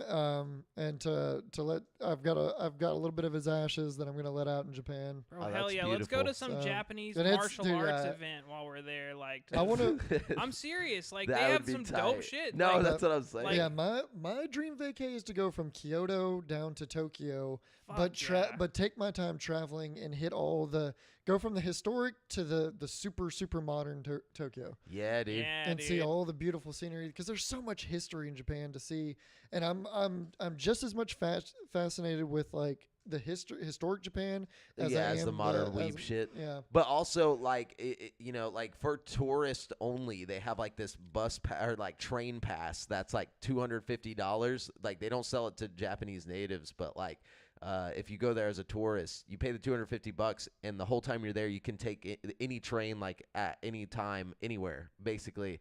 So like, you end up saving like almost like $1,000 because of how Yeah. much you travel by train. And they have like- all of Japan is set up with train stations Yep. everywhere. Like, Yeah, it's like- so yeah. imagine just taking a train from like where you're talking about, and then just like going down, and like just stopping Yeah. at all the stops and everything. Well, apparently, like, that's a popular, like, so a lot of people who go to Japan do the Kyoto down to Tokyo or up, whatever the direction is. Yeah, But there's a lot of historic towns in between and spots to stop to see like super old historic stuff, and then you gradually get into the city and see more, you know, Yeah. crazy modern Tokyo and whatnot. I want to um, find like the Shinmu town. I want to go through the path of what is it, 1,000 Gates or whatever. Like, there's all kinds of crazy old stuff to go see. It's awesome. And then the Oh, the yeah. old like feudal Japan like palaces and stuff that are still standing. Ooh, yeah, and the mountains with the monkeys and stuff. Like, dude, I saw that they have apps now where you can see what time of year the cherry blossoms are like Yeah. blooming, and like go out to Japan and like be out in the blossoms while the cherry blossoms are falling and stuff. that might be the worst time to go. yeah, it's though. probably packed actually. Yeah. If you think It'd be about like Disney World during the summer. Yeah. Like, I say we go like when it's a little bit chilly outside, like just because one, it won't be as busy, but two, it won't be hot as fuck, and like we can just walk around outside and How enjoy hot the does it even get in Japan? It gets humid. It's just like anywhere 'Cause around they're here. about in the same hemisphere as we are. Yeah, Right. it gets Okay. hot as fuck in the summer there. Interesting. Yeah, so I say we hit like spring or something, or like a little bit before. I'm with that. We should seriously do this. We're all That'd be going. sweet. We're doing this. It's happening. All right. Then we got DL here. He says, what games are in y'all's backlog? With all the delays, I figured everyone has some stuff they've been putting off for one reason or another. Well, let's see. I got Tribes of Midgard that I need to play. I need to play Judgment. I've got, let's see, a bunch of random shit in my backlog. I've got this game called Smile for Me that I've been meaning to play. That sounds creepy. Yeah, it Yeah, I does. think it is creepy, but I'm not sure because I haven't played it. It's just sitting in my backlog, you know. A lot of really random shit. Like, I've got this game developer game. It's like a 8-bit fucking old school game where you're like a game developer. Oh, I've seen that. I know what you're talking about. I don't have like a backlog. Jamel only plays COD. I only play COD. No, I'm just- no, I think it's tough for me to have a backlog because I just play whatever my heart desires. I'm a very what's the word for it? Live in the moment. Impulsive. Yeah. Is it impulsive or compulsive? See, I'm an impulsive Impulsive. buyer. Impulsive. You know what I mean? Like, I Yeah. buy games impulsively that I think, oh, I might want to play that one day, and then I just don't. So I have this stockpile of fucking games that I haven't even touched. You know what I mean? Yeah, Witcher 3's on my backlog because I bought that a while Ooh, ago. That's a good When one. I caught it on sale. It's a really good one. Fucking, I'm trying to think of some other ones. Kakarot's on my backlog. Oh, yeah. I want to get to that one because I love Dragon Ball Z games. That's all right. It's a little rinse and repeat kind of basic game, but Yeah. I hadn't It's the like story. experienced the Yeah. story of Dragon Ball Z before that, so it took me on a journey. You know Oh, what that's I mean? right. Yeah. See, I like to just relive. I just like to play a Dragon Ball Z game once in a blue moon. Just Yeah. to. It'll just 'cause make you watch I grew up fucking with the Dragon Ball Budokai, Super, yeah. that's for sure. Yeah, I need to catch up on that. What else? Oh, Fallout. I'm gonna try Fallout 4 VR again. Oh yeah, that Now would be that I got good. the 30, the 12 gigabytes of RAM. Hopefully it'll um, handle it. Maybe we'll see. I don't have high hopes for it just because of the other. Bethesda VR ports are just inherently bad.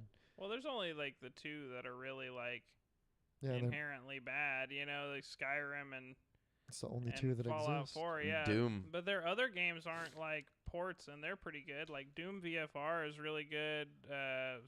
Wolfenstein Cyberpilot is not a good game. It's not a game. It's not a good game. It is a game. It's just not a good game. I wouldn't call it a game. It's like a walking mech You simulator. are riding around on mechs, like killing Nazis and shit. Like, there's gameplay elements to it. Like, Yeah, you of course. can definitely die, and it's just not the best game. But from a technical standpoint, like just from a VR game standpoint, it looks really good through the headset. It feels good to play. It's just kind of a shitty game. Yeah. You know what I Yeah. mean? Wee bit boring. Anyways, sorry. Anyways, Thanks for the question, DL. yeah, thank you, What is Brian? DL. Now we Hello, got Bob. Brian Moctezuma here. He says, Roy. I recently found a box at my parents' house with a Mhm. bunch of me old Xbox 360 and PS3 games, and my holy grail still in working condition N64. Ooh. Question is, what should I do with my old found treasure? Enjoy it, play it. Now, what I would do, mate, Mod it. is No A, shit. I would go to Game Exchange, right?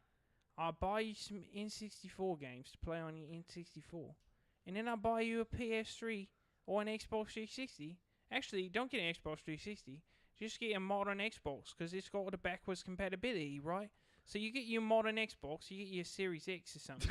You can play all the Xbox 360 games your heart desires, mate. Yeah, or check this. On your N64, there's not many good games on the N64.